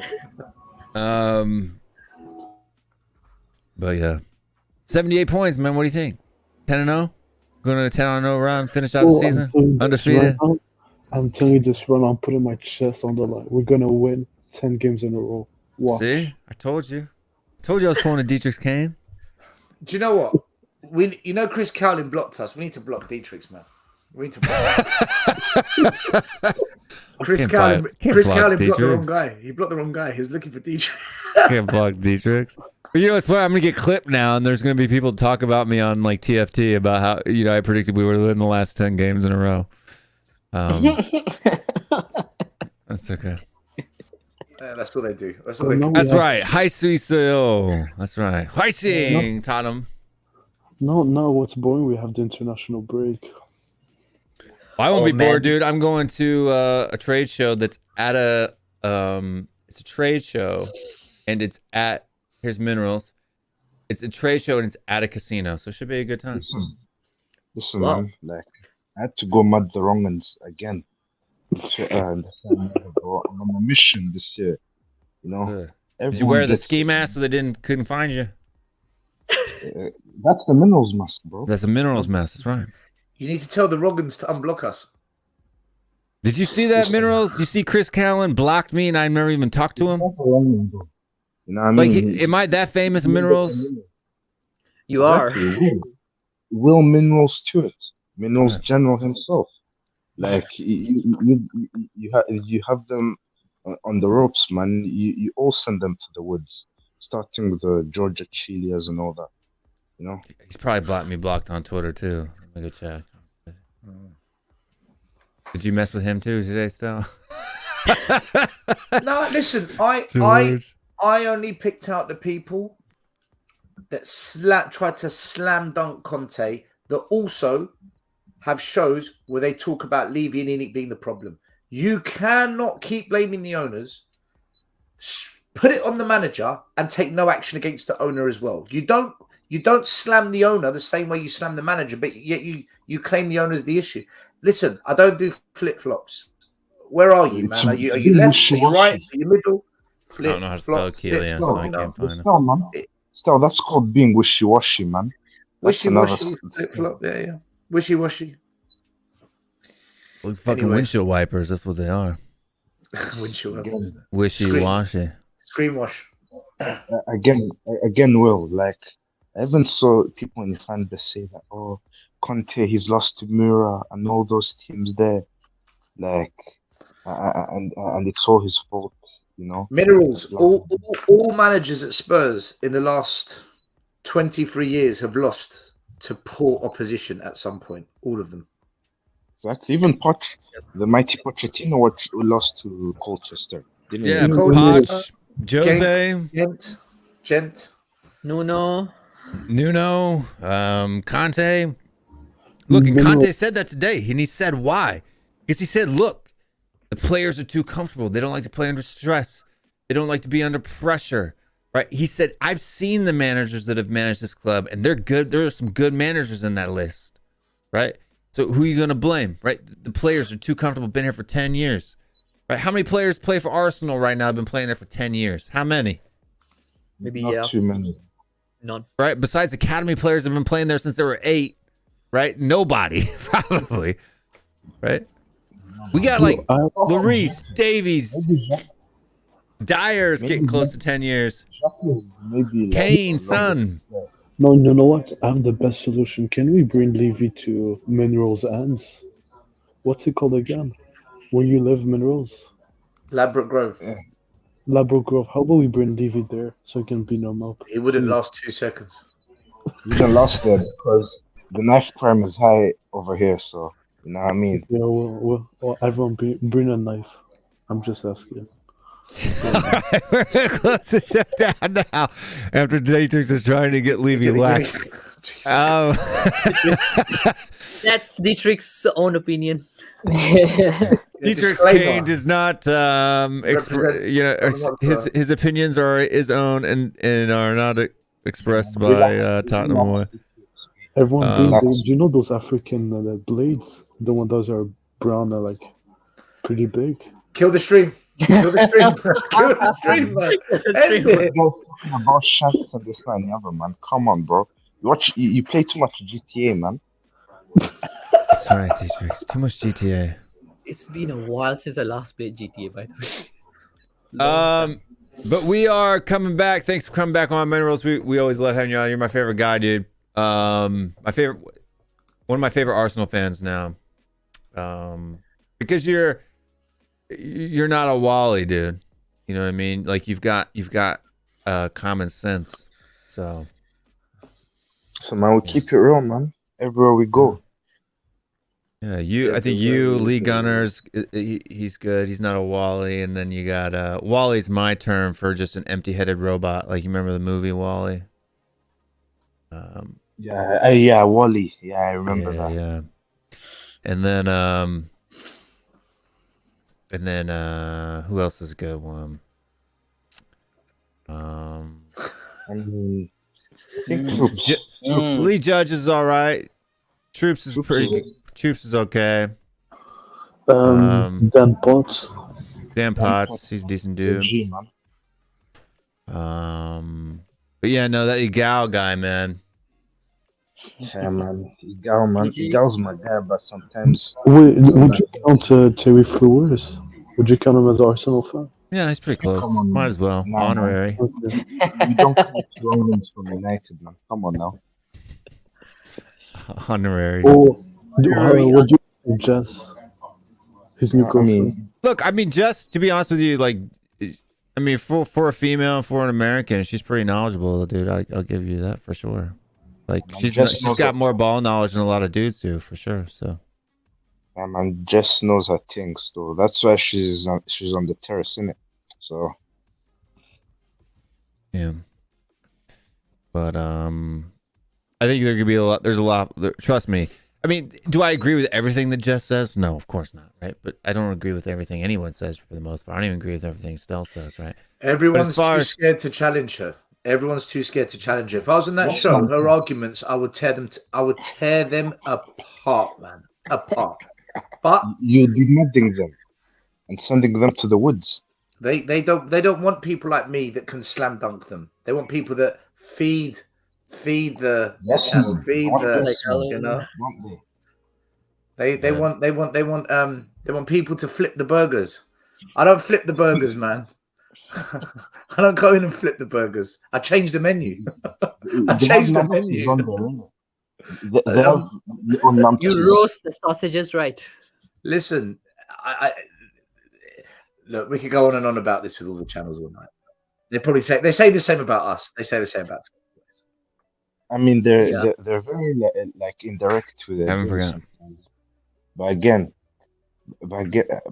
like Stel would cook those numpties, wouldn't he? You know? That's why they won't have us on, right? That's why they banned us. Their arguments on Spurs are bullshit. Their arguments on Spurs are so weak. It's The unbelievable. arguments, just not even that, but just on football in general, are kind of are BS a lot of the times, right? Some. That's why, like, even like Hassam over there at This Is Football. I think he's a good dude, right? Do you know him, Minerals?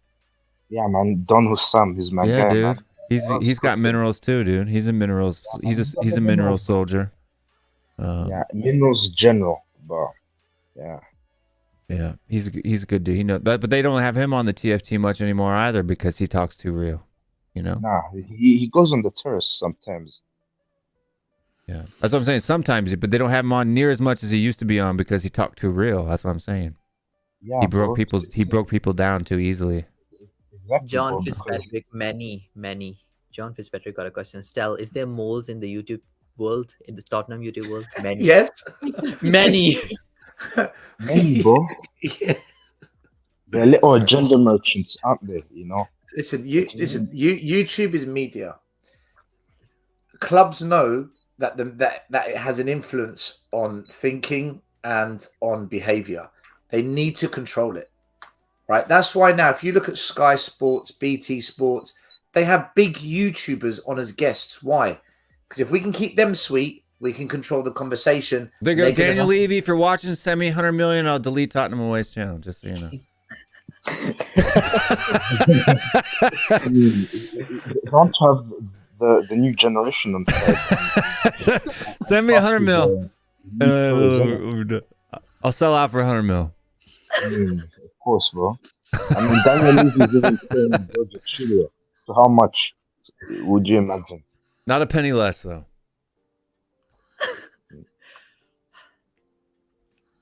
99.99 cannot. No, it's got to be 100 after tax. 100 for Mr. Will. Cash or in loan? Doesn't matter.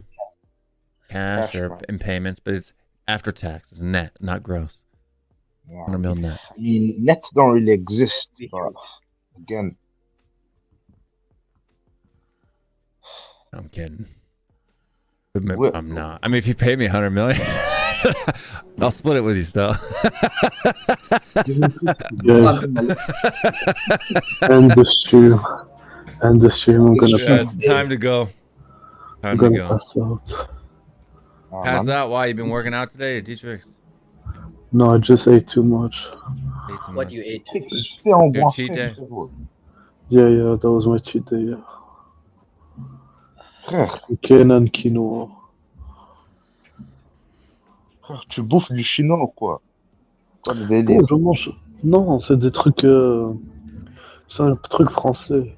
Voulez-vous coucher avec moi ce soir? Okay, Beyonce. Comment tu Still getting t'appelles? ready for Beyonce coming to the Tottenham Hotspur Stadium. He's going. He's got tickets already. Petit déjeuner. Dude, still, you gotta go. You gotta go just to like do it, like take videos, upload it to the channel. It'd be such a banter. It'd be great. Like do it as a troll. Just do. Beyonce was amazing. The stadium looks great. Yeah, you could do interviews of people coming out of the Beyonce concert. What did you think of Beyonce tonight?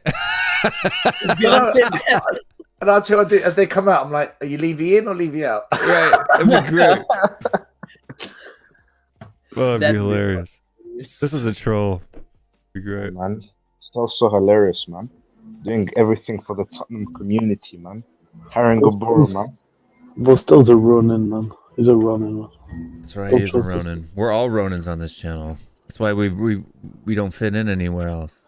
But just look at his head, it's so shiny. Such a Ronin, man. It's not that shiny. You can see the fuzz. Why are you calling me out when I've got the confidence to put my face on the camera, right? And you hide. You hide. I'm bald too. Right, Dietrich. You hide. You don't honor your bets. Right? Do you know what? Are you Chris Cowlin? Are you Chris Cowlin? Dietrich Cowlin. Well, I'm trying to protect myself from. Are you Daniel Levy? Well, I'm trying to protect myself from. I've seen how he looks like, man. Don't worry. No, sorry, Dietrich. What do you say? You want to protect yourself on what? I'm trying to protect myself from the federal government of the USA. Good night. Oh my goodness. Good night. Oh my goodness. That'll work. I'll help you hide, Dietrich. I'll help you hide. You can come hide in my house. This time I have to go. But we're going now. All you folks at home, we'll see you Monday night here on Tottenham Away. Make sure you subscribe to the channel if you haven't already. We'll be over at Henry Wright tomorrow, so make sure you catch us. Me and Still will be over there. Dietrich's cowering.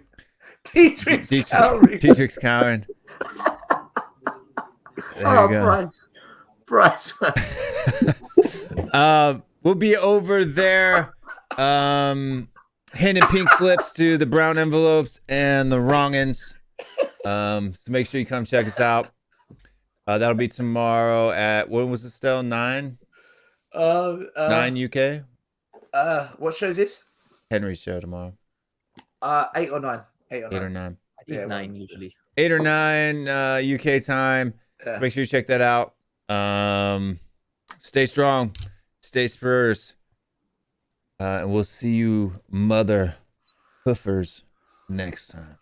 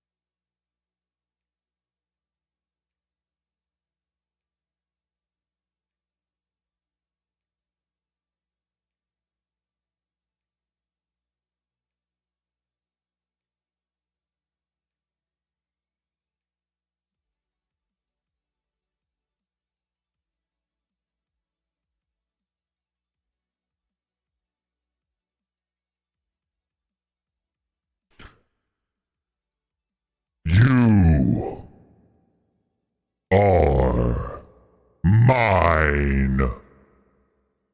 You will do as I say.